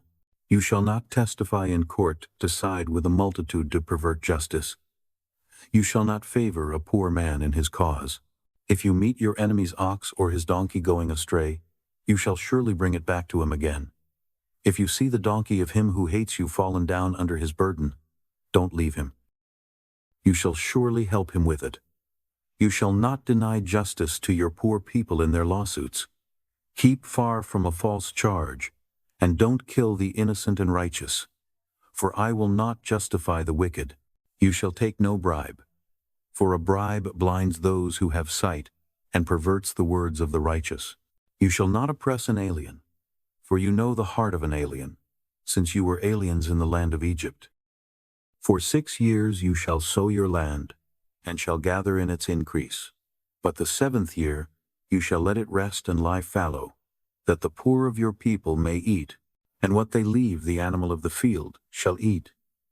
In the same way you shall deal with your vineyard, and with your olive grove. 6 days you shall do your work, and on the 7th day you shall rest, that your ox and your donkey may have rest, and the son of your servant, and the alien may be refreshed. Be careful to do all things that I have said to you, and don't invoke the name of other gods, or even let them be heard out of your mouth. You shall observe a feast to me 3 times a year. You shall observe the feast of unleavened bread. 7 days you shall eat unleavened bread, as I commanded you, at the time appointed in the month Abib, for in it you came out of Egypt. And no one shall appear before me empty. And the feast of harvest, the first fruits of your labors, which you sow in the field. And the feast of ingathering, at the end of the year, when you gather in your labors out of the field. 3 times in the year all your males shall appear before the Lord God. You shall not offer the blood of my sacrifice with leavened bread. The fat of my feast shall not remain all night until the morning. You shall bring the first of the first fruits of your ground into the house of the Lord your God. You shall not boil a young goat in its mother's milk. Behold, I send an angel before you, to keep you by the way, and to bring you into the place which I have prepared. Pay attention to him, and listen to his voice. Don't provoke him, for he will not pardon your disobedience, for my name is in him. But if you indeed listen to his voice, and do all that I speak, then I will be an enemy to your enemies, and an adversary to your adversaries. For my angel shall go before you, and bring you in to the Amorite, the Hittite, the Perizzite, the Canaanite, the Hivite, and the Jebusite. And I will cut them off. You shall not bow down to their gods, nor serve them, nor follow their practices, but you shall utterly overthrow them and demolish their pillars. You shall serve the Lord your God, and he will bless your bread and your water, and I will take sickness away from among you. No one will miscarry or be barren in your land. I will fulfill the number of your days. I will send my terror before you, and will confuse all the people to whom you come, and I will make all your enemies turn their backs to you. I will send the hornet before you, which will drive out the Hivite, the Canaanite, and the Hittite from before you. I will not drive them out from before you in 1 year, lest the land become desolate, and the animals of the field multiply against you. Little by little I will drive them out from before you, until you have increased and inherit the land. I will set your border from the Red Sea, even to the sea of the Philistines, and from the wilderness to the river. For I will deliver the inhabitants of the land into your hand, and you shall drive them out before you. You shall make no covenant with them, nor with their gods. They shall not dwell in your land, lest they make you sin against me. For if you serve their gods, it will surely be a snare to you. Chapter 24. He said to Moses, Come up to the Lord, you and Aaron, Nadab and Abihu, and 70 of the elders of Israel, and worship from a distance. Moses alone shall come near to the Lord, but they shall not come near. The people shall not go up with him. Moses came and told the people all the Lord's words, and all the ordinances.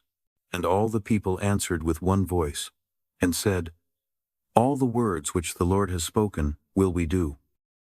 Moses wrote all the Lord's words, then rose up early in the morning, and built an altar at the base of the mountain, with 12 pillars for the 12 tribes of Israel. He sent young men of the children of Israel, who offered burnt offerings and sacrificed peace offerings of cattle to the Lord. Moses took half of the blood, and put it in basins, and half of the blood he sprinkled on the altar. He took the book of the covenant, and read it in the hearing of the people, and they said, We will do all that the Lord has said, and be obedient. Moses took the blood, and sprinkled it on the people, and said, Look, this is the blood of the covenant, which the Lord has made with you concerning all these words. Then Moses, Aaron, Nadab, Abihu, and 70 of the elders of Israel went up. They saw the God of Israel. Under his feet was like a paved work of sapphire stone, like the skies for clearness. He didn't lay his hand on the nobles of the children of Israel. They saw God, and ate and drank. The Lord said to Moses, Come up to me on the mountain, and stay here, and I will give you the stone tablets with the law and the commands that I have written, that you may teach them. Moses rose up with Joshua, his servant, and Moses went up onto God's mountain. He said to the elders, Wait here for us, until we come again to you. Behold, Aaron and Hur are with you. Whoever is involved in a dispute can go to them. Moses went up on the mountain, and the cloud covered the mountain. The Lord's glory settled on Mount Sinai, and the cloud covered it 6 days. The 7th day, he called to Moses out of the middle of the cloud. The appearance of the Lord's glory was like devouring fire on the top of the mountain in the eyes of the children of Israel. Moses entered into the middle of the cloud, and went up on the mountain. And Moses was on the mountain 40 days and 40 nights. Chapter 25.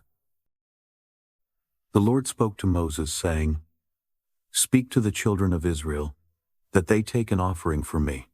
From everyone whose heart makes him willing, you shall take my offering. This is the offering which you shall take from them: gold, silver, bronze, blue, purple, scarlet, fine linen, goat's hair, ram's skins dyed red, sea-cow hides, acacia wood, oil for the light, spices for the anointing oil, and for the sweet incense, onyx stones, and stones to be set for the ephod and for the breastplate. Let them make me a sanctuary, that I may dwell among them. According to all that I show you, the pattern of the tabernacle, and the pattern of all of its furniture, even so you shall make it. They shall make an ark of acacia wood. Its length shall be 2.5 cubits, its width 1.5 cubits, and 1.5 cubits its height. You shall overlay it with pure gold. You shall overlay it inside and outside, and you shall make a gold molding around it. You shall cast 4 rings of gold for it, and put them in its 4 feet. 2 rings shall be on the one side of it, and 2 rings on the other side of it. You shall make poles of acacia wood, and overlay them with gold. You shall put the poles into the rings on the sides of the ark, to carry the ark. The poles shall be in the rings of the ark. They shall not be taken from it. You shall put the covenant which I shall give you into the ark.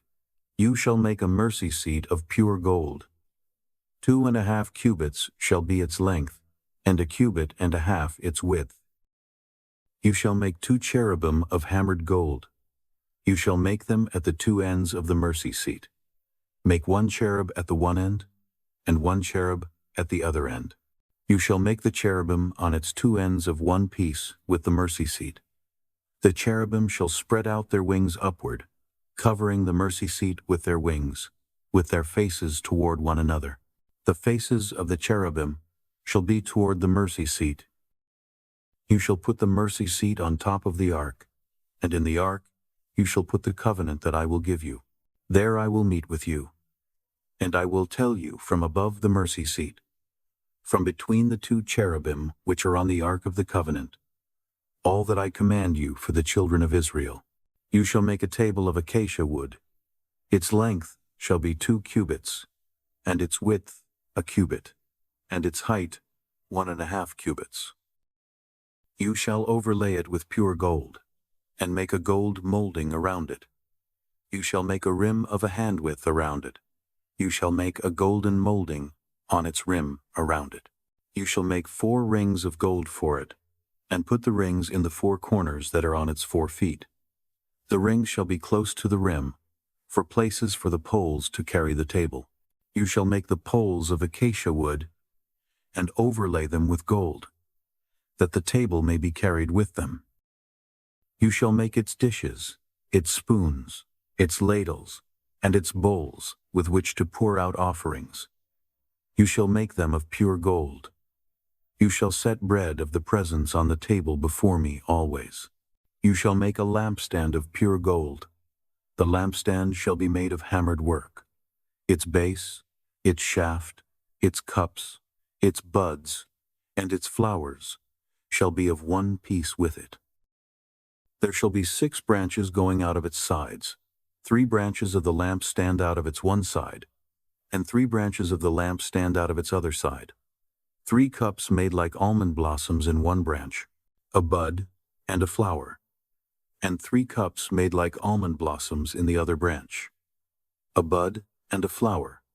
So for the 6 branches going out of the lampstand. And in the lampstand 4 cups made like almond blossoms, its buds and its flowers, and a bud under 2 branches of one piece with it, and a bud under 2 branches of one piece with it, and a bud under 2 branches of one piece with it, for the 6 branches going out of the lampstand. Their buds and their branches shall be of one piece with it, all of it, one beaten work of pure gold. You shall make its lamps 7, and they shall light its lamps to give light to the space in front of it. Its snuffers and its snuff dishes shall be of pure gold. It shall be made of a talent of pure gold, with all these accessories. See that you make them after their pattern, which has been shown to you on the mountain. Chapter 26. Moreover, you shall make the tabernacle with 10 curtains of fine twined linen, and blue, and purple, and scarlet, with cherubim. You shall make them with the work of a skillful workman. The length of each curtain shall be 28 cubits, and the width of each curtain 4 cubits. All the curtains shall have one measure. 5 curtains shall be coupled together to one another, and the other 5 curtains shall be coupled to one another. You shall make loops of blue on the edge of the one curtain from the edge in the coupling, And you shall do likewise on the edge of the curtain that is outermost in the second coupling. You shall make 50 loops in the one curtain, and you shall make 50 loops in the edge of the curtain that is in the second coupling. The loops shall be opposite one another. You shall make 50 clasps of gold, and couple the curtains to one another with the clasps. The tabernacle shall be a unit. You shall make curtains of goat's hair for a covering over the tabernacle. You shall make 11 curtains. The length of each curtain shall be 30 cubits, and the width of each curtain 4 cubits. The 11 curtains shall have one measure. You shall couple 5 curtains by themselves, and 6 curtains by themselves, and shall double over the 6th curtain in the forefront of the tent. You shall make 50 loops on the edge of the one curtain that is outermost in the coupling, and 50 loops on the edge of the curtain which is outermost in the second coupling. You shall make 50 clasps of bronze, and put the clasps into the loops, and couple the tent together, that it may be one. The overhanging part that remains of the curtains of the tent, the half curtain that remains, shall hang over the back of the tabernacle. The cubit on the one side, and the cubit on the other side, of that which remains in the length of the curtains of the tent, shall hang over the sides of the tabernacle, on this side and on that side, to cover it. You shall make a covering for the tent of ram skins dyed red, and a covering of sea-cow hides above. You shall make the boards for the tabernacle of acacia wood, standing upright. 10 cubits shall be the length of a board, and 1.5 cubits the width of each board. There shall be 2 tenons in each board, joined to one another. Thus you shall make for all the boards of the tabernacle. You shall make 20 boards for the tabernacle, for the south side southward. You shall make 40 sockets of silver under the 20 boards, 2 sockets under one board for its 2 tenons, and 2 sockets under another board for its 2 tenons. For the second side of the tabernacle, on the north side, 20 boards, and their 40 sockets of silver, 2 sockets under one board, and 2 sockets under another board. For the far side of the tabernacle westward, you shall make 6 boards. You shall make 2 boards for the corners of the tabernacle in the far side. They shall be double beneath, and in the same way they shall be whole to its top to one ring. Thus shall it be for them both. They shall be for the 2 corners. There shall be 8 boards, and their sockets of silver, 16 sockets, 2 sockets under one board, and 2 sockets under another board. You shall make bars of acacia wood, 5 for the boards of the one side of the tabernacle, and 5 bars for the boards of the other side of the tabernacle, and 5 bars for the boards of the side of the tabernacle, for the far side westward. The middle bar in the middle of the boards shall pass through from end to end. You shall overlay the boards with gold, and make their rings of gold for places for the bars. You shall overlay the bars with gold. You shall set up the tabernacle according to the way that it was shown to you on the mountain. You shall make a veil of blue, and purple, and scarlet, and fine twined linen, with cherubim. It shall be the work of a skillful workman. You shall hang it on 4 pillars of acacia overlaid with gold. Their hooks shall be of gold, on 4 sockets of silver. You shall hang up the veil under the clasps, and shall bring the ark of the covenant in there within the veil. The veil shall separate the holy place from the most holy for you. You shall put the mercy seat on the ark of the covenant, in the most holy place. You shall set the table outside the veil, and the lampstand opposite the table on the side of the tabernacle toward the south. You shall put the table on the north side. You shall make a screen for the door of the tent, of blue, and purple, and scarlet, and fine twined linen, the work of the embroiderer. You shall make for the screen 5 pillars of acacia, and overlay them with gold. Their hooks shall be of gold. You shall cast 5 sockets of bronze for them. Chapter 27. You shall make the altar of acacia wood, 5 cubits long and 5 cubits wide. The altar shall be square. Its height shall be 3 cubits. You shall make its horns on its 4 corners. Its horns shall be of one piece with it.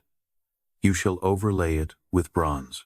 You shall make its pots to take away its ashes, and its shovels, its basins, its meat hooks, and its firepans. You shall make all its vessels of bronze.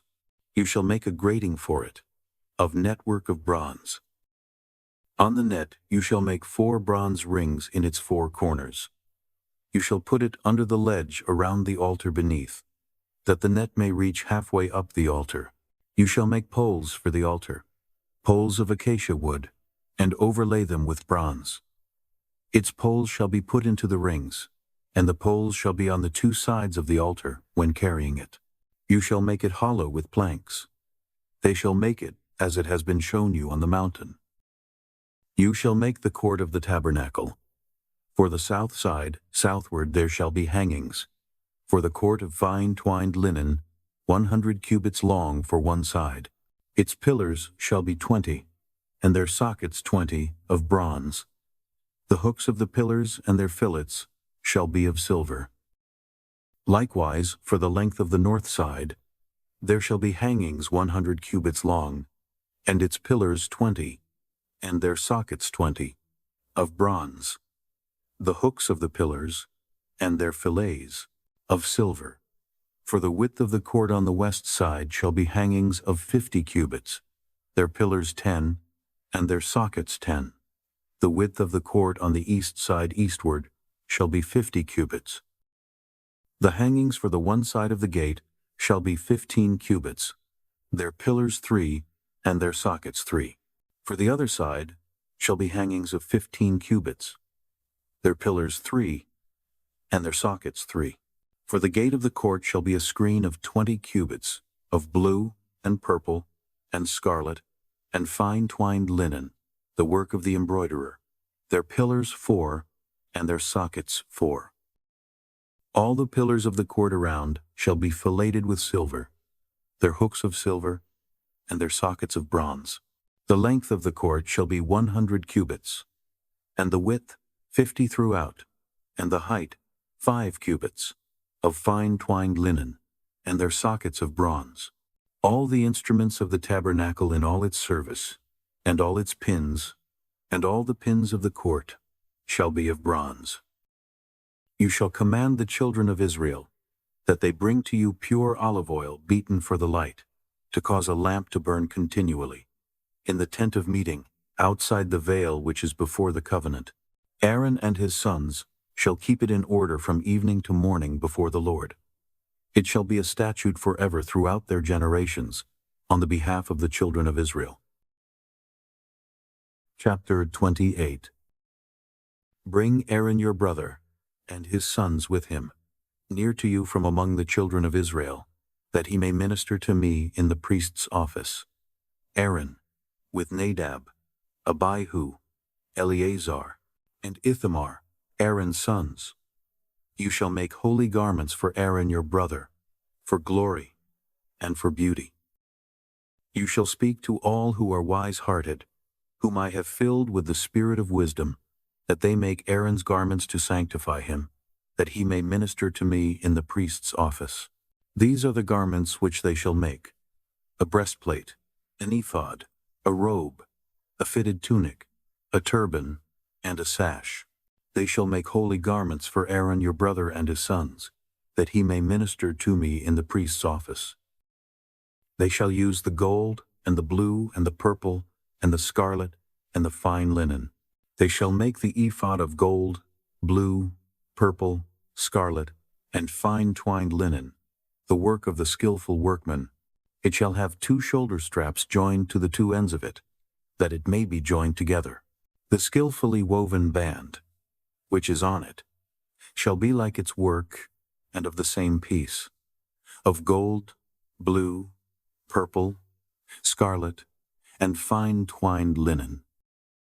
You shall take 2 onyx stones, and engrave on them the names of the children of Israel, 6 of their names on the one stone, and the names of the 6 that remain on the other stone, in the order of their birth. With the work of an engraver in stone, like the engravings of a signet, you shall engrave the 2 stones, according to the names of the children of Israel. You shall make them to be enclosed in settings of gold. You shall put the 2 stones on the shoulder straps of the ephod, to be stones of memorial for the children of Israel. Aaron shall bear their names before the Lord, on his 2 shoulders for a memorial.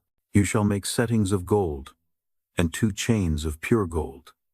You shall make them like cords of braided work. You shall put the braided chains on the settings.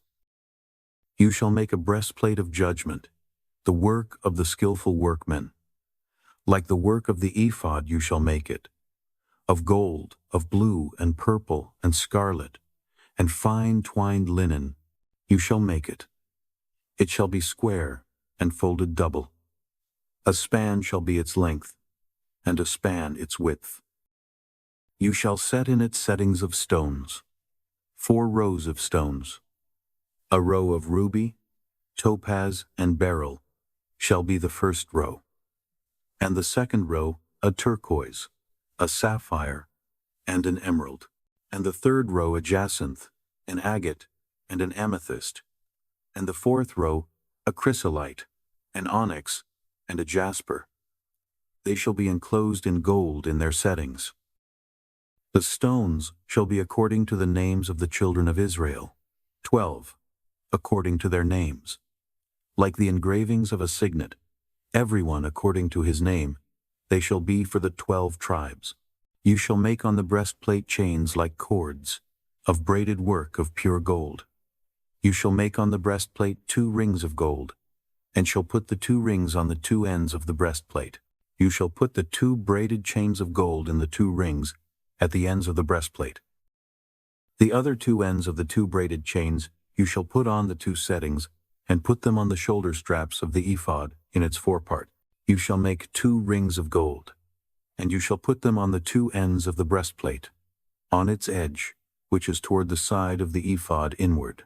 You shall make 2 rings of gold, and shall put them on the 2 shoulder straps of the ephod underneath, in its forepart, close by its coupling, above the skillfully woven band of the ephod. They shall bind the breastplate by its rings, to the rings of the ephod with a lace of blue, that it may be on the skillfully woven band of the ephod, and that the breastplate may not swing out from the ephod. Aaron shall bear the names of the children of Israel in the breastplate of judgment on his heart, when he goes into the holy place, for a memorial before the Lord continually. You shall put in the breastplate of judgment the Urim and the Thummim, and they shall be on Aaron's heart when he goes in before the Lord. Aaron shall bear the judgment of the children of Israel on his heart before the Lord continually. You shall make the robe of the ephod olive blue. It shall have a hole for the head in the middle of it.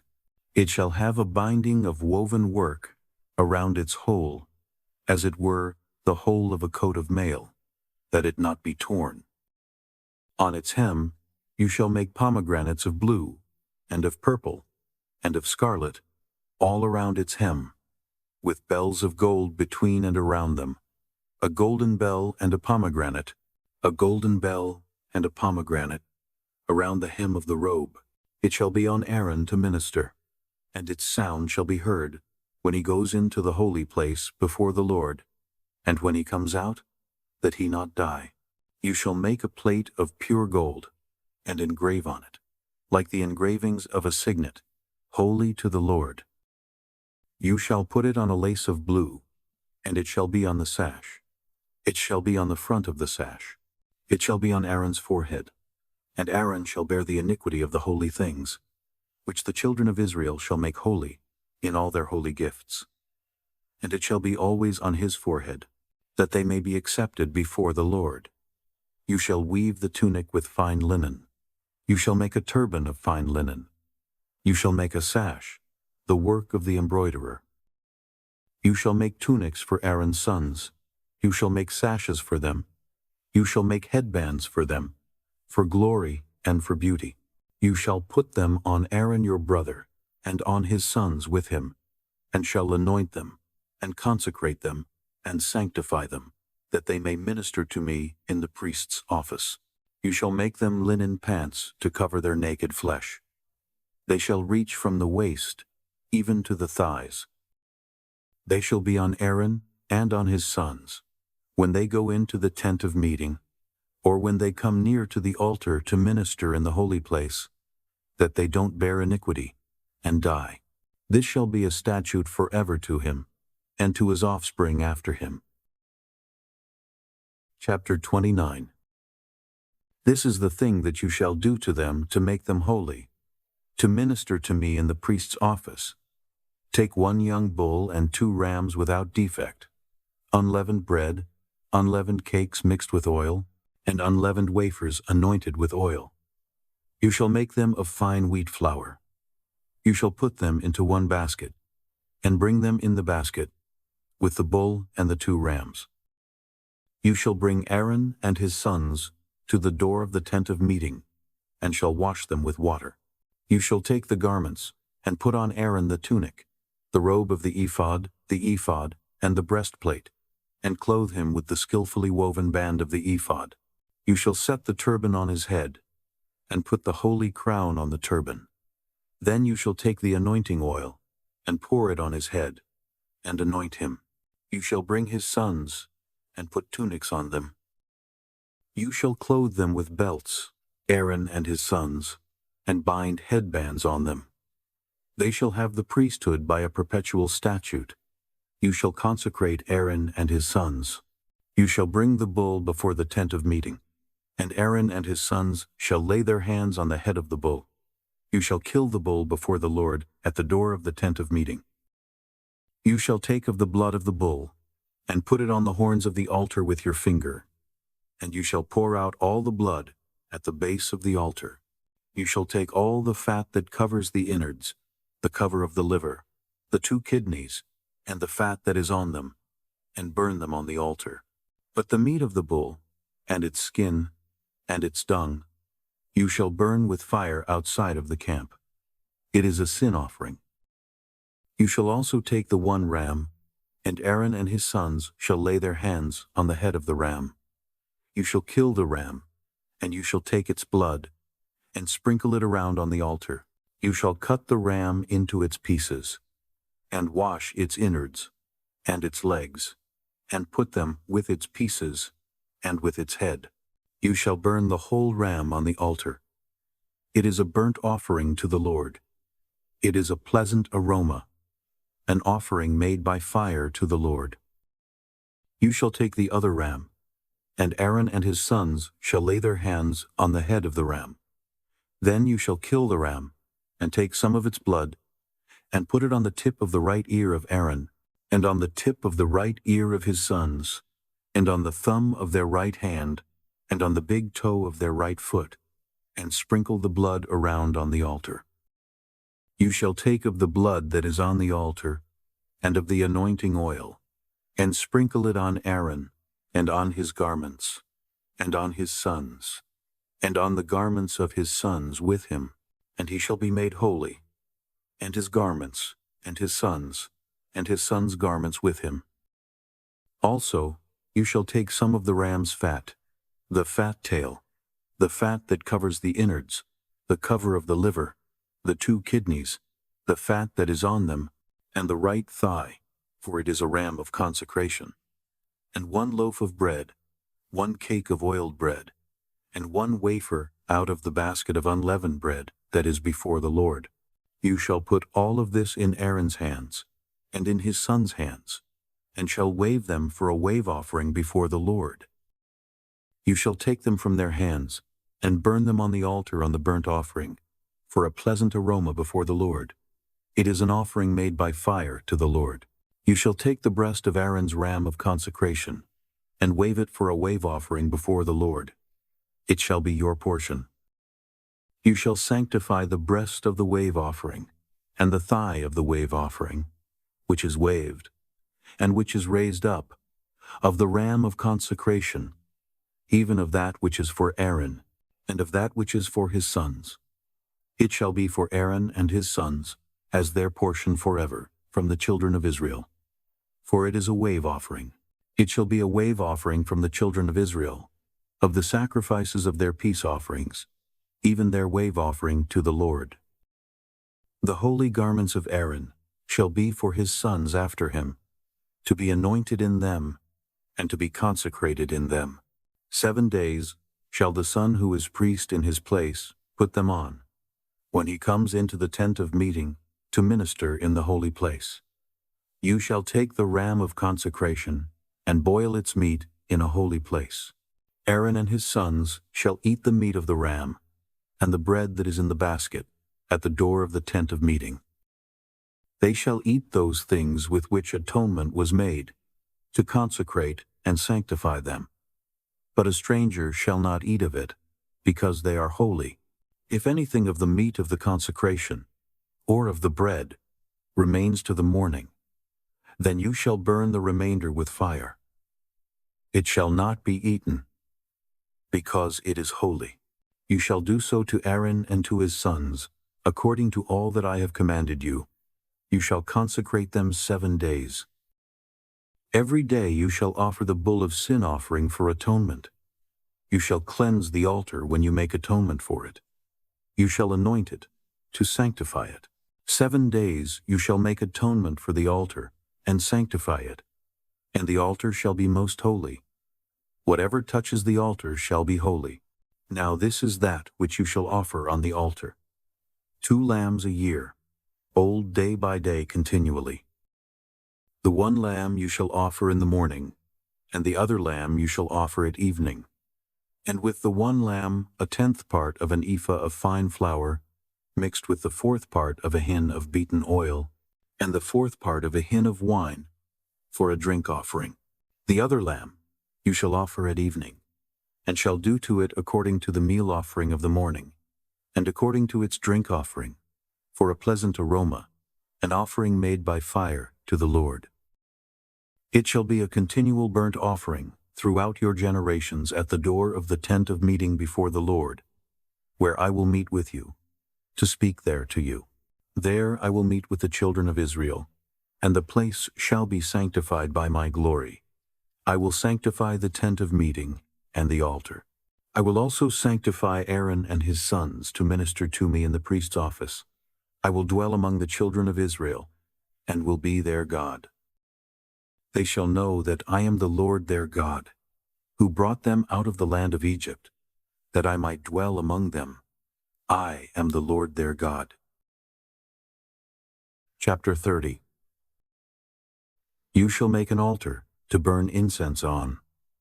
You shall make it of acacia wood. Its length shall be a cubit, and its width a cubit. It shall be square, and its height shall be 2 cubits. Its horns shall be of 1 piece with it. You shall overlay it with pure gold, its top, its sides around it, and its horns. And you shall make a gold molding around it. You shall make 2 golden rings for it under its molding. On its 2 ribs, on its 2 sides, you shall make them. And they shall be for places for poles with which to bear it. You shall make the poles of acacia wood, and overlay them with gold. You shall put it before the veil that is by the ark of the covenant, before the mercy seat that is over the covenant, where I will meet with you. Aaron shall burn incense of sweet spices on it every morning. When he tends the lamps, he shall burn it. When Aaron lights the lamps at evening, he shall burn it, a perpetual incense before the Lord throughout your generations. You shall offer no strange incense on it, nor burnt offering, nor meal offering, and you shall pour no drink offering on it. Aaron shall make atonement on its horns once in the year. With the blood of the sin offering of atonement once in the year, he shall make atonement for it throughout your generations. It is most holy to the Lord.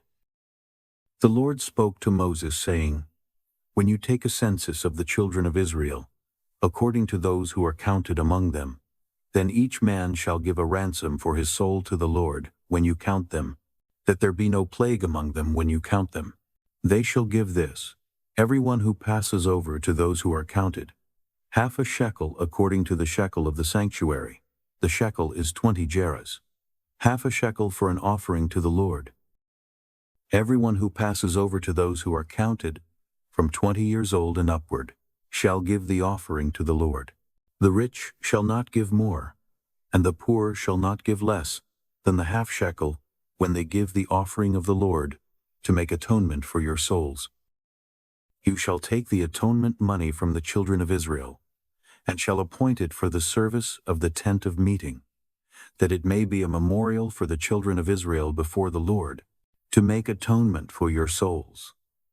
The Lord spoke to Moses, saying, You shall also make a basin of bronze, and its base of bronze, in which to wash. You shall put it between the tent of meeting and the altar, and you shall put water in it. Aaron and his sons shall wash their hands and their feet in it.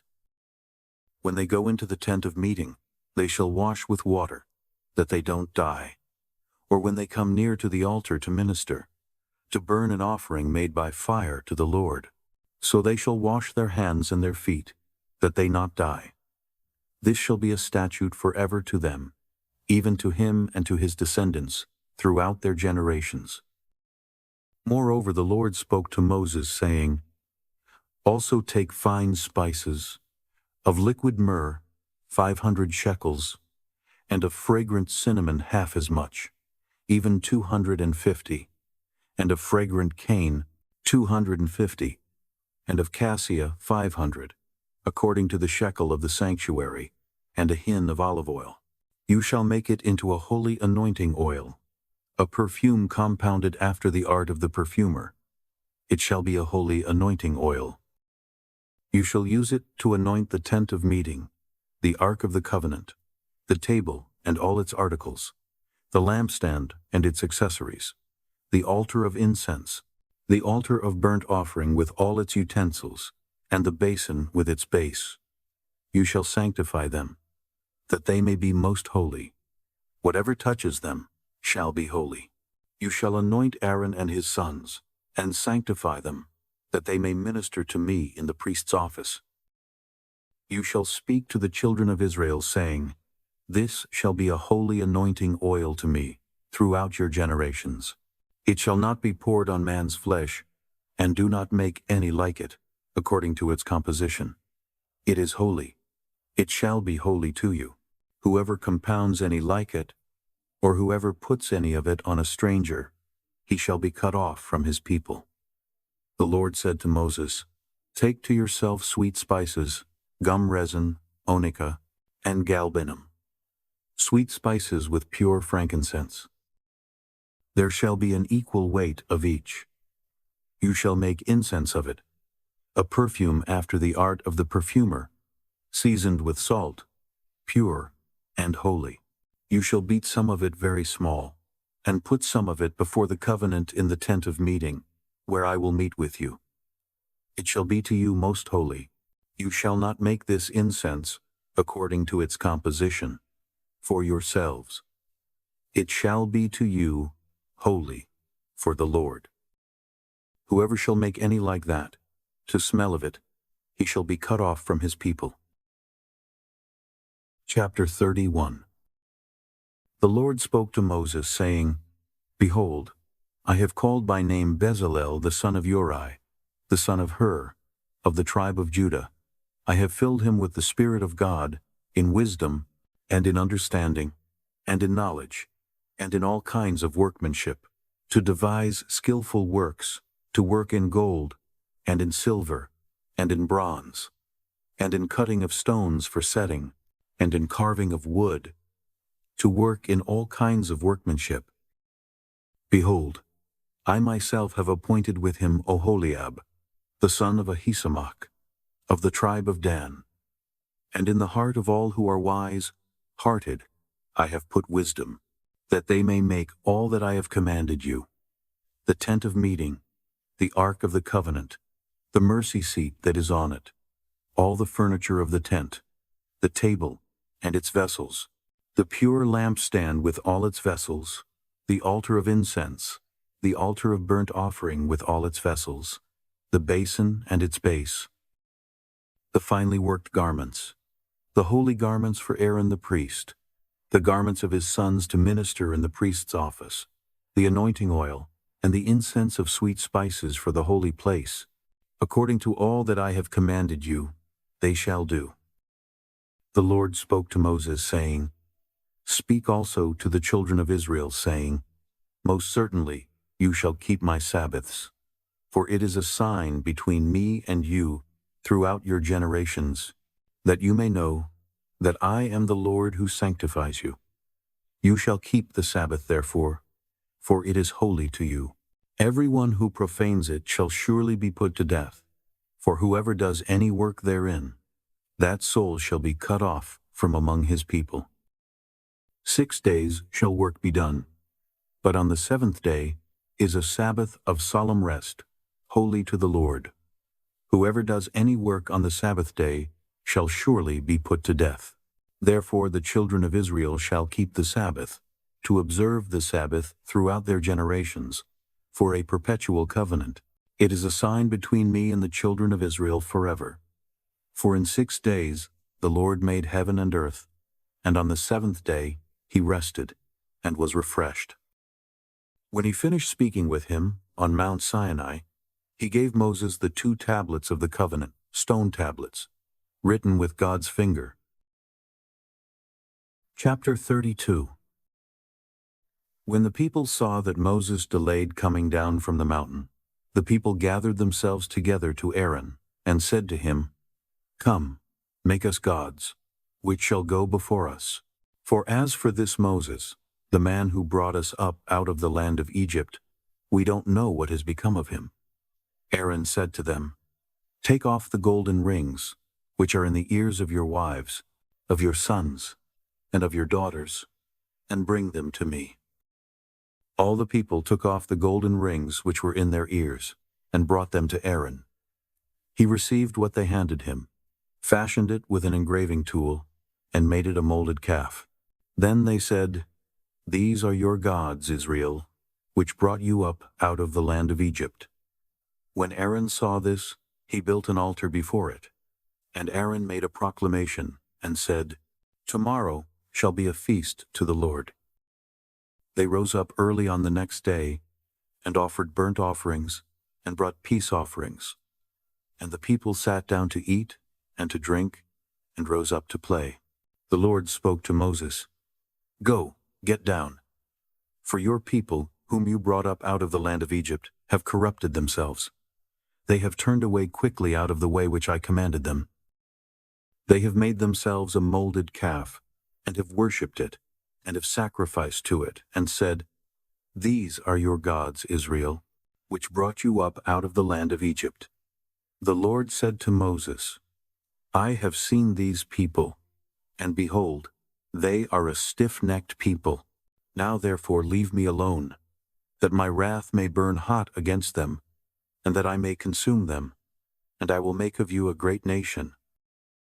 Moses begged the Lord his God, and said, Lord, why does your wrath burn hot against your people, that you have brought out of the land of Egypt with great power and with a mighty hand? Why should the Egyptians talk, saying, He brought them out for evil, to kill them in the mountains, and to consume them from the surface of the earth? Turn from your fierce wrath, and turn away from this evil against your people. Remember Abraham, Isaac, and Israel, your servants, to whom you swore by your own self, and said to them, I will multiply your offspring as the stars of the sky, and all this land that I have spoken of, I will give to your offspring, and they shall inherit it forever. So the Lord turned away from the evil, which he said he would do to his people. Moses turned, and went down from the mountain, with the 2 tablets of the covenant in his hand, tablets that were written on both their sides. They were written on one side and on the other. The tablets were the work of God, and the writing was the writing of God, engraved on the tablets. When Joshua heard the noise of the people as they shouted, he said to Moses, There is the noise of war in the camp. He said, It isn't the voice of those who shout for victory. It is not the voice of those who cry for being overcome, but the noise of those who sing that I hear. As soon as he came near to the camp, he saw the calf and the dancing. Then Moses' anger grew hot, and he threw the tablets out of his hands, and broke them beneath the mountain. He took the calf which they had made, and burned it with fire, ground it to powder, and scattered it on the water, and made the children of Israel drink it.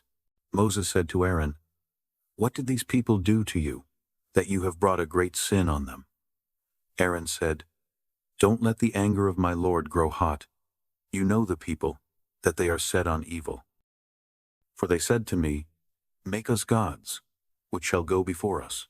As for this Moses, the man who brought us up out of the land of Egypt, we don't know what has become of him." I said to them, "Whoever has any gold, let them take it off." So they gave it to me, and I threw it into the fire, and out came this calf. When Moses saw that the people were out of control, for Aaron had let them lose control, causing derision among their enemies, then Moses stood in the gate of the camp and said, "Whoever is on the Lord's side, come to me." All the sons of Levi gathered themselves together to him. He said to them, "The Lord, the God of Israel, says, 'Every man put his sword on his thigh, and go back and forth from gate to gate throughout the camp, and every man kill his brother, and every man his companion, and every man his neighbor.'" The sons of Levi did according to the word of Moses. About 3,000 men fell of the people that day. Moses said, "Consecrate yourselves today to the Lord, for every man was against his son and against his brother, that he may give you a blessing today." On the next day, Moses said to the people, "You have sinned a great sin. Now I will go up to the Lord. Perhaps I shall make atonement for your sin." Moses returned to the Lord and said, "Oh, this people have sinned a great sin, and have made themselves gods of gold. Yet now, if you will, forgive their sin, and if not, please blot me out of your book which you have written." The Lord said to Moses, "Whoever has sinned against me, I will blot him out of my book. Now go, lead the people to the place of which I have spoken to you. Behold, my angel shall go before you. Nevertheless, in the day when I punish, I will punish them for their sin." The Lord struck the people because of what they did with the calf, which Aaron made. Chapter 33.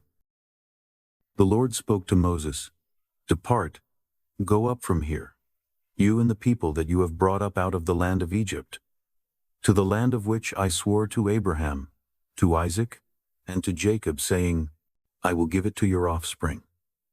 I will send an angel before you, and I will drive out the Canaanite, the Amorite, and the Hittite, and the Perizzite, the Hivite, and the Jebusite. Go to a land flowing with milk and honey, but I will not go up among you, for you are a stiff-necked people, lest I consume you on the way." When the people heard this evil news, they mourned, and no one put on his jewelry. The Lord had said to Moses, "Tell the children of Israel, you are a stiff-necked people. If I were to go up among you for one moment, I would consume you. Therefore now take off your jewelry from you, that I may know what to do to you." The children of Israel stripped themselves of their jewelry from Mount Horeb onward. Now Moses used to take the tent and pitch it outside the camp, far away from the camp, and he called it the tent of meeting. Everyone who sought the Lord went out to the tent of meeting, which was outside the camp. When Moses went out to the tent, all the people rose up and stood, everyone at their tent door, and watched Moses until he had gone into the tent. When Moses entered into the tent, the pillar of cloud descended, stood at the door of the tent, and the Lord spoke with Moses. All the people saw the pillar of cloud stand at the door of the tent, and all the people rose up and worshipped, everyone at their tent door. The Lord spoke to Moses face to face, as a man speaks to his friend. He turned again into the camp, but his servant Joshua, the son of Nun, a young man, didn't depart from the tent. Moses said to the Lord, "Behold, you tell me, 'Bring up this people,' and you haven't let me know whom you will send with me. Yet you have said, 'I know you by name, and you have also found favor in my sight.' Now therefore, if I have found favor in your sight, please show me your way now, that I may know you, so that I may find favor in your sight. And consider that this nation is your people. He said, My presence will go with you, and I will give you rest. Moses said to him, If your presence doesn't go with me, don't carry us up from here. For how would people know that I have found favor in your sight, I and your people? Isn't it that you go with us, so that we are separated, I and your people, from all the people who are on the surface of the earth? The Lord said to Moses, I will do this thing also that you have spoken, for you have found favor in my sight, and I know you by name. Moses said, Please show me your glory. He said, I will make all my goodness pass before you, and will proclaim the Lord's name before you. I will be gracious to whom I will be gracious, and will show mercy on whom I will show mercy. He said, You cannot see my face, for man may not see me and live. The Lord also said, Behold, there is a place by me, and you shall stand on the rock. It will happen, while my glory passes by, that I will put you in a cleft of the rock, and will cover you with my hand until I have passed by. Then I will take away my hand, and you will see my back, but my face shall not be seen. Chapter 34. The Lord said to Moses, Chisel 2 stone tablets like the first. I will write on the tablets the words that were on the first tablets, which you broke. Be ready by the morning, and come up in the morning to Mount Sinai, and present yourself there to me on the top of the mountain. No one shall come up with you, or be seen anywhere on the mountain.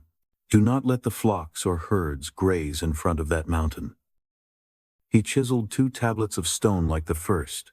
Then Moses rose up early in the morning and went up to Mount Sinai, as the Lord had commanded him, and took in his hand 2 stone tablets. The Lord descended in the cloud, and stood with him there, and proclaimed the Lord's name.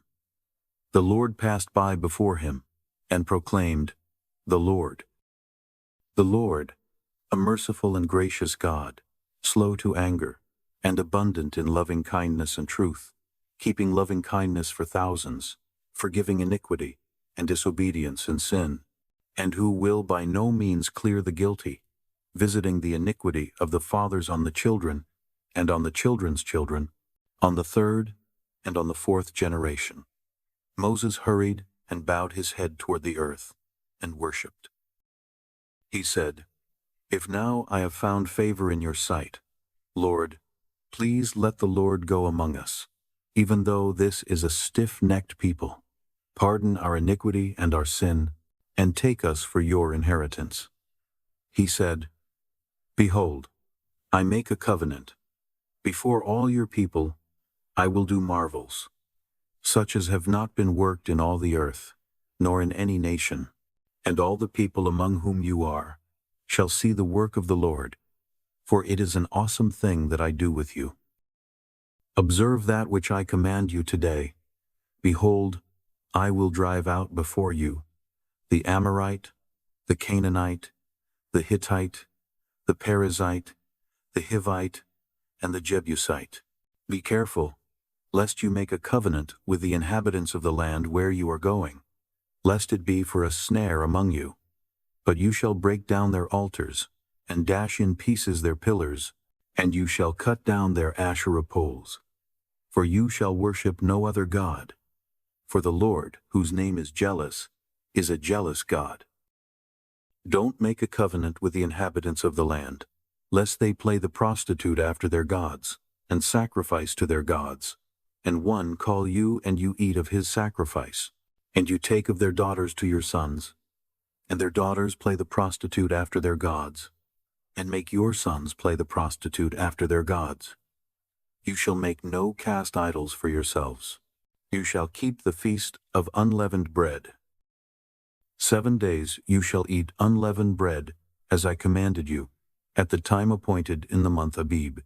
For in the month Abib you came out of Egypt. All that opens the womb is mine, and all your livestock that is male, the firstborn of cow and sheep. you shall redeem the firstborn of a donkey with a lamb. If you will not redeem it, then you shall break its neck. You shall redeem all the firstborn of your sons. No one shall appear before me empty. 6 days you shall work, but on the 7th day you shall rest. In plowing time and in harvest you shall rest. You shall observe the Feast of Weeks with the first fruits of wheat harvest, and the Feast of Harvest at the year's end. 3 times in the year all your males shall appear before the Lord God, the God of Israel. For I will drive out nations before you, and enlarge your borders. Neither shall any man desire your land when you go up to appear before the Lord your God 3 times in the year. You shall not offer the blood of my sacrifice with leavened bread. The sacrifice of the feast of the Passover shall not be left to the morning. You shall bring the first of the firstfruits of your ground to the house of the Lord your God. You shall not boil a young goat in its mother's milk. The Lord said to Moses, Write these words, for in accordance with these words I have made a covenant with you and with Israel. He was there with the Lord 40 days and 40 nights. He neither ate bread nor drank water. He wrote on the tablets the words of the covenant, the 10 Commandments. When Moses came down from Mount Sinai with the 2 tablets of the covenant in Moses' hand, when he came down from the mountain, Moses didn't know that the skin of his face shone by reason of his speaking with him. When Aaron and all the children of Israel saw Moses, behold, the skin of his face shone, and they were afraid to come near him. Moses called to them, and Aaron and all the rulers of the congregation returned to him, and Moses spoke to them. Afterward, all the children of Israel came near, and he gave them all the commandments that the Lord had spoken with him on Mount Sinai. When Moses was done speaking with them, he put a veil on his face. But when Moses went in before the Lord to speak with him, he took the veil off until he came out. And he came out and spoke to the children of Israel that which he was commanded. The children of Israel saw Moses' face, that the skin of Moses' face shone. So Moses put the veil on his face again until he went in to speak with him. Chapter 35. Moses assembled all the congregation of the children of Israel, and said to them, These are the words which the Lord has commanded, that you should do them. 6 days shall work be done, but on the 7th day there shall be a holy day for you, a Sabbath of solemn rest to the Lord. Whoever does any work in it shall be put to death. You shall kindle no fire throughout your habitations on the Sabbath day. Moses spoke to all the congregation of the children of Israel, saying, This is the thing which the Lord commanded, saying, Take from among you an offering to the Lord. Whoever is of a willing heart, let him bring it as the Lord's offering: gold, silver, bronze, blue, purple, scarlet, fine linen, goat's hair, ram skins dyed red, sea-cow hides, acacia wood, oil for the light, spices for the anointing oil, and for the sweet incense, onyx stones, and stones to be set for the ephod, and for the breastplate.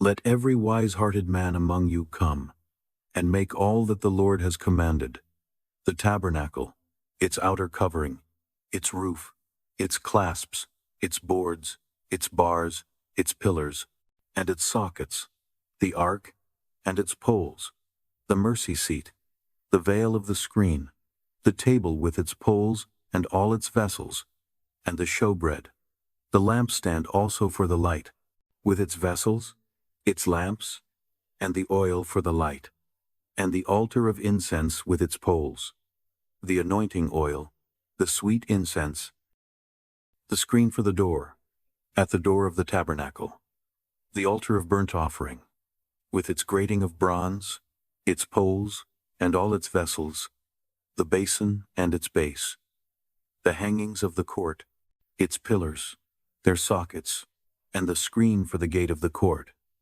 the pins of the tabernacle, the pins of the court, and their cords, the finely worked garments for ministering in the holy place, the holy garments for Aaron the priest, and the garments of his sons to minister in the priest's office. All the congregation of the children of Israel departed from the presence of Moses. They came, every one whose heart stirred him up, and every one whom his spirit made willing, and brought the Lord's offering for the work of the tent of meeting, and for all of its service, and for the holy garments. They came, both men and women, as many as were willing-hearted, and brought brooches, earrings, signet rings, and armlets, all jewels of gold, even every man who offered an offering of gold to the Lord, everyone with whom was found blue, purple, scarlet, fine linen, goat's hair, ram skins dyed red, and sea-cow hides, brought them. Everyone who offered an offering of silver and bronze brought the Lord's offering, and everyone with whom was found acacia wood for any work of the service brought it. All the women who were wise-hearted spun with their hands, and brought that which they had spun, the blue, the purple, the scarlet, and the fine linen. All the women whose heart stirred them up in wisdom spun the goat's hair. The rulers brought the onyx stones and the stones to be set for the ephod and for the breastplate, with the spice and the oil for the light, for the anointing oil, and for the sweet incense. The children of Israel brought a free will offering to the Lord, every man and woman whose heart made them willing to bring for all the work, which the Lord had commanded to be made by Moses. Moses said to the children of Israel, Behold, the Lord has called by name Bezalel, the son of Uri, the son of Hur, of the tribe of Judah. He has filled him with the Spirit of God, in wisdom, in understanding, in knowledge, and in all kinds of workmanship, and to make skillful works, to work in gold, in silver, in bronze, in cutting of stones for setting, and in carving of wood, to work in all kinds of skillful workmanship. He has put in his heart that he may teach, both he and Oholiab the son of Ahisamach of the tribe of Dan. He has filled them with wisdom of heart to work all kinds of workmanship, of the engraver, of the skillful workman, and of the embroiderer, in blue, in purple, in scarlet, and in fine linen, and of the weaver, even of those who do any workmanship, and of those who make skillful works. Chapter 36. Bezalel and Oholiab shall work with every wise-hearted man, in whom the Lord has put wisdom and understanding, to know how to do all the work for the service of the sanctuary, according to all that the Lord has commanded. Moses called Bezalel and Oholiab, and every wise-hearted man, in whose heart the Lord had put wisdom, even everyone whose heart stirred him up to come to the work to do it. They received from Moses all the offering which the children of Israel had brought for the work of the service of the sanctuary, with which to make it. They kept bringing free will offerings to him every morning. All the wise men, who performed all the work of the sanctuary, each came from his work which he did. They spoke to Moses, saying, The people have brought much more than enough for the service of the work which the Lord commanded to make. Moses gave a commandment, and they caused it to be proclaimed throughout the camp, saying, Let neither man nor woman make anything else for the offering for the sanctuary. So the people were restrained from bringing, for the stuff they had was sufficient to do all the work, and too much. All the wise-hearted men among those who did the work made the tabernacle with 10 curtains of fine twined linen, blue, purple, and scarlet. They made them with cherubim, the work of a skillful workman. The length of each curtain was 28 cubits, and the width of each curtain 4 cubits. All the curtains had one measure. He coupled 5 curtains to one another, and the other 5 curtains he coupled to one another. He made loops of blue on the edge of the one curtain from the edge in the coupling. Likewise he made in the edge of the curtain that was outermost in the second coupling. He made 50 loops in the one curtain, and he made 50 loops in the edge of the curtain that was in the second coupling. The loops were opposite to one another. He made 50 clasps of gold, and coupled the curtains to one another with the clasps, so the tabernacle was a unit. He made curtains of goat's hair for a covering over the tabernacle. He made them 11 curtains. The length of each curtain was 30 cubits, and 4 cubits the width of each curtain. The 11 curtains had one measure. He coupled 5 curtains by themselves, and 6 curtains by themselves.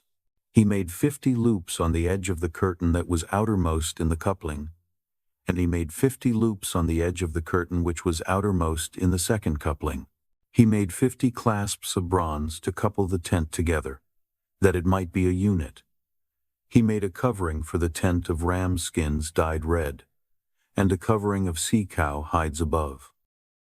He made the boards for the tabernacle of acacia wood, standing up. 10 cubits was the length of a board, and 1.5 cubits the width of each board. Each board had 2 tenons, joined to one another. He made all the boards of the tabernacle this way. He made the boards for the tabernacle, 20 boards for the south side southward. He made 40 sockets of silver under the 20 boards, 2 sockets under one board for its 2 tenons, and 2 sockets under another board for its 2 tenons. For the second side of the tabernacle, on the north side, he made 20 boards, and their 40 sockets of silver, 2 sockets under one board, and 2 sockets under another board. For the far part of the tabernacle westward, he made 6 boards. He made 2 boards for the corners of the tabernacle in the far part. They were double beneath, and in the same way they were all the way to its top to one ring. He did this to both of them in the 2 corners. There were 8 boards, and their sockets of silver, 16 sockets, under every board 2 sockets. He made bars of acacia wood, 5 for the boards of the one side of the tabernacle, and 5 bars for the boards of the other side of the tabernacle, and 5 bars for the boards of the tabernacle for the hinder part westward. He made the middle bar to pass through in the middle of the boards from the one end to the other. He overlaid the boards with gold, and made their rings of gold as places for the bars, and overlaid the bars with gold. He made the veil of blue, purple, scarlet, and fine twined linen, with cherubim. He made it the work of a skillful workman. He made 4 pillars of acacia for it, and overlaid them with gold. Their hooks were of gold. He cast 4 sockets of silver for them. He made a screen for the door of the tent, of blue, purple, scarlet, and fine twined linen, the work of an embroiderer, and the 5 pillars of it with their hooks. He overlaid their capitals and their fillets with gold, and their 5 sockets were of bronze. Chapter 37. Bezalel made the ark of acacia wood. Its length was 2.5 cubits, and its width 1.5 cubits, and 1.5 cubits its height. He overlaid it with pure gold inside and outside, and made a molding of gold for it around it.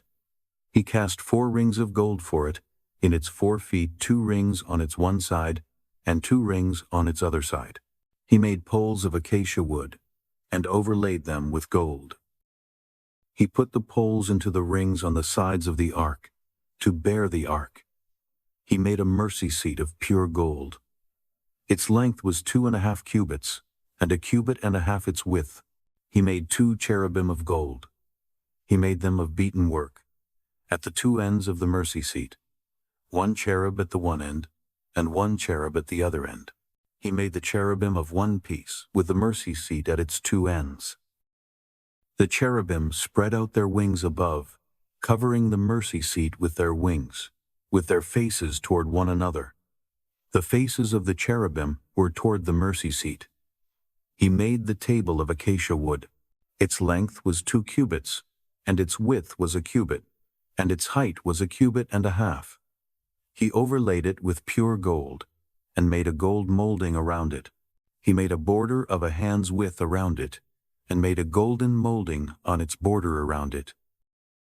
He cast 4 rings of gold for it, and put the rings in the 4 corners that were on its 4 feet. The rings were close by the border, the places for the poles to carry the table. He made the poles of acacia wood, and overlaid them with gold. to carry the table. He made the vessels which were on the table, its dishes, its spoons, its bowls, and its pitchers with which to pour out, of pure gold. He made the lampstand of pure gold. He made the lampstand of beaten work. Its base, its shaft, its cups, its buds, and its flowers were of one piece with it. There were 6 branches going out of its sides. 3 branches of the lamp stand out of its one side, and 3 branches of the lamp stand out of its other side. 3 cups made like almond blossoms in one branch, a bud and a flower, and 3 cups made like almond blossoms in the other branch, a bud and a flower. So for the 6 branches going out of the lampstand, in the lampstand were 4 cups made like almond blossoms, its buds and its flowers, and a bud under 2 branches of one piece with it, and a bud under 2 branches of one piece with it, and a bud under 2 branches of one piece with it, for the 6 branches going out of it. Their buds and their branches were of one piece with it. The whole thing was one beaten work of pure gold. He made its 7 lamps, and its snuffers, and its snuff dishes, of pure gold. He made it of a talent of pure gold, with all its vessels. He made the altar of incense, of acacia wood. It was square. Its length was a cubit, and its width a cubit. Its height was 2 cubits. Its horns were of one piece with it. He overlaid it with pure gold, its top, its sides around it, and its horns. He made a gold molding around it. He made 2 golden rings for it, under its molding crown, on its 2 ribs, on its 2 sides, for places for poles with which to carry it. He made the poles of acacia wood, and overlaid them with gold. He made the holy anointing oil, and the pure incense of sweet spices, after the art of the perfumer. Chapter 38. He made the altar of burnt offering of acacia wood. It was square. Its length was 5 cubits, its width was 5 cubits, and its height was 3 cubits. He made its horns on its 4 corners. Its horns were of one piece with it, and he overlaid it with bronze. He made all the vessels of the altar, the pots, the shovels, the basins, the forks, and the fire pans. He made all its vessels of bronze. He made for the altar a grating of a network of bronze, under the ledge around it beneath, reaching halfway up. He cast 4 rings for the 4 corners of bronze grating, to be places for the poles. He made the poles of acacia wood, and overlaid them with bronze. He put the poles into the rings on the sides of the altar, with which to carry it. He made it hollow with planks. He made the basin of bronze, and its base of bronze, out of the mirrors of the ministering women who ministered at the door of the tent of meeting. He made the court. For the south side southward, the hangings of the court were of fine twined linen, 100 cubits. Their pillars were 20, and their sockets 20, of bronze. The hooks of the pillars and their fillets were of silver. For the north side, 100 cubits, their pillars 20, and their sockets 20, of bronze. The hooks of the pillars and their fillets of silver. For the west side were hangings of 50 cubits, their pillars 10, and their sockets 10. The hooks of the pillars and their fillets of silver. For the east side eastward 50 cubits, the hangings for the one side were 15 cubits, their pillars 3, and their sockets 3, and so for the other side. On this hand and that hand, by the gate of the court, were hangings of 15 cubits, their pillars 3, and their sockets 3. All the hangings around the court were of fine twined linen.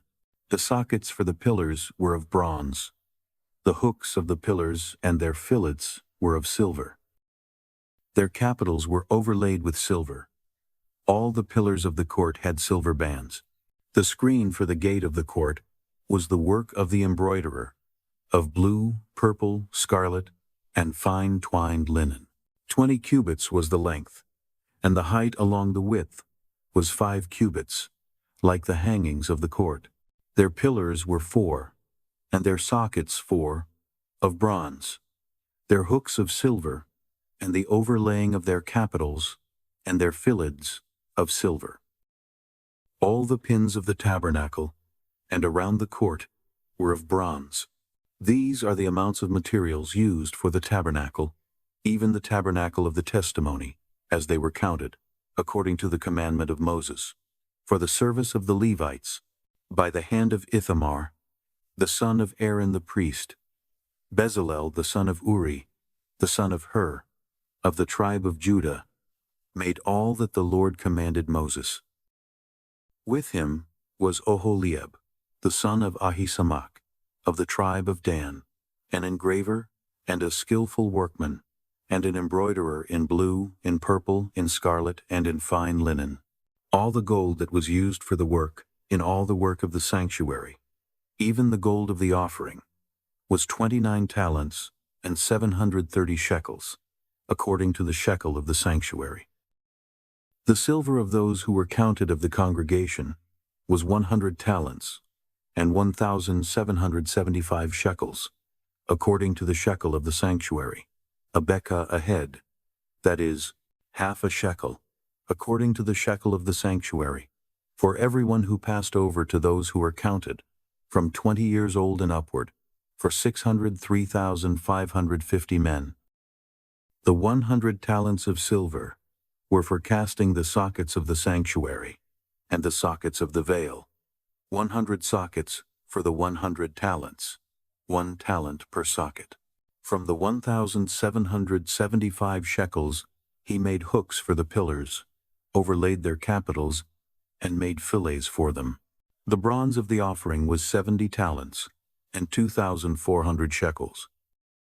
With this he made the sockets to the door of the tent of meeting, the bronze altar, the bronze grating for it, all the vessels of the altar, the sockets around the court, the sockets of the gate of the court, all the pins of the tabernacle, and all the pins around the court. Chapter 39. Of the blue, purple, and scarlet, they made finely worked garments for ministering in the holy place, and made the holy garments for Aaron, as the Lord commanded Moses. He made the ephod of gold, blue, purple, scarlet, and fine twined linen. They beat the gold into thin plates, and cut it into wires, to work it in with the blue, the purple, the scarlet, and the fine linen, the work of the skillful workman. They made shoulder straps for it, joined together. It was joined together at the 2 ends. The skillfully woven band that was on it, with which to fasten it on, was of the same piece, like its work, of gold, of blue, purple, scarlet, and fine twined linen, as the Lord commanded Moses. They worked the onyx stones, enclosed in settings of gold, engraved with the engravings of a signet, according to the names of the children of Israel. He put them on the shoulder straps of the ephod, to be stones of memorial for the children of Israel, as the Lord commanded Moses. He made the breastplate, the work of a skillful workman, like the work of the ephod, of gold, of blue, purple, scarlet, and fine twined linen. It was square. They made the breastplate double. Its length was a span, and its width a span, being double. They set in it 4 rows of stones. A row of ruby, topaz, and beryl was the first row, and the second row a turquoise, a sapphire, and an emerald, and the third row a jacinth, an agate, and an amethyst, and the fourth row a chrysolite, an onyx, and a jasper. They were enclosed in gold settings. The stones were according to the names of the children of Israel, 12, according to their names. Like the engravings of a signet, every one according to his name, for the 12 tribes. They made on the breastplate chains like cords, of braided work of pure gold. They made 2 settings of gold, and 2 gold rings, and put the 2 rings on the 2 ends of the breastplate. They put the 2 braided chains of gold in the 2 rings at the ends of the breastplate. The other 2 ends of the 2 braided chains they put on the 2 settings, and put them on the shoulder straps of the ephod in its front.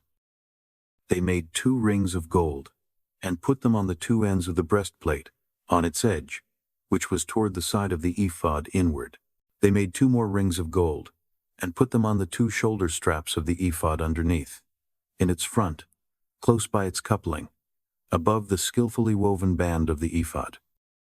They bound the breastplate by its rings to the rings of the ephod with a lace of blue, that it might be on the skillfully woven band of the ephod, and that the breastplate might not come loose from the ephod, as the Lord commanded Moses. He made the robe of the ephod of woven work, all of blue. The opening of the robe in the middle of it was like the opening of a coat of mail, with a binding around its opening, that it should not be torn. They made on the skirts of the robe pomegranates of blue, purple, scarlet, and twined linen. They made bells of pure gold, and put the bells between the pomegranates around the skirts of the robe, between the pomegranates, a bell and a pomegranate, a bell and a pomegranate, around the skirts of the robe, to minister in, as the Lord commanded Moses.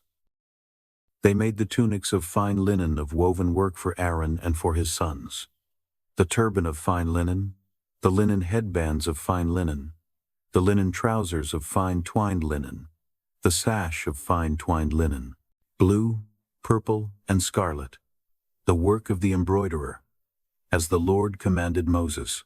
They made the plate of the holy crown of pure gold, and wrote on it an inscription like the engravings of a signet, Holy to the Lord. They tied to it a lace of blue, to fasten it on the turban above, as the Lord commanded Moses. Thus all the work of the tabernacle of the tent of meeting was finished. The children of Israel did according to all that the Lord commanded Moses, so they did. They brought the tabernacle to Moses, the tent, with all its furniture, its clasps, its boards, its bars, its pillars, its sockets, the covering of ram's skins dyed red, the covering of sea-cow hides, the veil of the screen, the ark of the covenant with its poles, the mercy seat, the table, all its vessels, the showbread, the pure lampstand, its lamps, even the lamps to be set in order, all its vessels, the oil for the light, the golden altar, the anointing oil, the sweet incense, the screen for the door of the tent, the bronze altar, its grating of bronze, its poles, all of its vessels, the basin and its base, the hangings of the court, its pillars, its sockets, the screen for the gate of the court, its cords, its pins, and all the instruments of the service of the tabernacle, for the tent of meeting, the finely worked garments for ministering in the holy place, the holy garments for Aaron the priest, and the garments of his sons, to minister in the priest's office. According to all that the Lord commanded Moses, so the children of Israel did all the work. Moses saw all the work, and behold, they had done it as the Lord had commanded. They had done so, and Moses blessed them. Chapter 40. The Lord spoke to Moses, saying, On the first day of the first month, you shall raise up the tabernacle of the tent of meeting. You shall put the ark of the covenant in it, and you shall screen the ark with the veil. You shall bring in the table, and set in order the things that are on it. You shall bring in the lampstand, and light its lamps. You shall set the golden altar for incense before the ark of the covenant, and put the screen of the door to the tabernacle. You shall set the altar of burnt offering before the door of the tabernacle of the tent of meeting. You shall set the basin between the tent of meeting and the altar, and shall put water therein. You shall set up the court around it, and hang up the screen of the gate of the court. You shall take the anointing oil, and anoint the tabernacle and all that is in it, and shall make it holy, and all its furniture, and it will be holy. You shall anoint the altar of burnt offering, with all its vessels, and sanctify the altar, and the altar will be most holy. You shall anoint the basin and its base, and sanctify it. You shall bring Aaron and his sons to the door of the tent of meeting, and shall wash them with water. You shall put on Aaron the holy garments, and you shall anoint him, and sanctify him, that he may minister to me in the priest's office. You shall bring his sons, and put tunics on them. You shall anoint them, as you anointed their father, that they may minister to me in the priest's office. Their anointing shall be to them for an everlasting priesthood throughout their generations. Moses did so. According to all that the Lord commanded him, so he did. In the 1st month, in the 2nd year, on the 1st day of the month, the tabernacle was raised up. Moses raised up the tabernacle, and laid its sockets, and set up its boards, and put in its bars, and raised up its pillars. He spread the covering over the tent, and put the roof of the tabernacle above on it, as the Lord commanded Moses. He took and put the covenant into the ark, and set the poles on the ark, and put the mercy seat above on the ark. He brought the ark into the tabernacle, and set up the veil of the screen, and screened the ark of the covenant, as the Lord commanded Moses. He put the table in the tent of meeting, on the north side of the tabernacle, outside of the veil. He set the bread in order on it before the Lord, as the Lord commanded Moses. He put the lampstand in the tent of meeting, opposite the table, on the south side of the tabernacle. He lit the lamps before the Lord, as the Lord commanded Moses. He put the golden altar in the tent of meeting, before the veil, and he burned incense of sweet spices on it, as the Lord commanded Moses. He put up the screen of the door to the tabernacle. He set the altar of burnt offering at the door of the tabernacle of the tent of meeting, and offered on it the burnt offering and the meal offering, as the Lord commanded Moses. He set the basin between the tent of meeting and the altar, and put water therein, with which to wash. Moses, Aaron, and his sons washed their hands and their feet there, when they went into the tent of meeting, and when they came near to the altar, they washed, as the Lord commanded Moses. He raised up the court around the tabernacle and the altar, and set up the screen of the gate of the court. So Moses finished the work. Then the cloud covered the tent of meeting, and the Lord's glory filled the tabernacle. Moses wasn't able to enter into the tent of meeting, because the cloud stayed on it, and the Lord's glory filled the tabernacle. When the cloud was taken up from over the tabernacle, the children of Israel went onward throughout all their journeys. But if the cloud wasn't taken up, then they didn't travel until the day that it was taken up. For the cloud of the Lord was on the tabernacle by day, and there was fire in the cloud by night, in the sight of all the house of Israel, throughout all their journeys.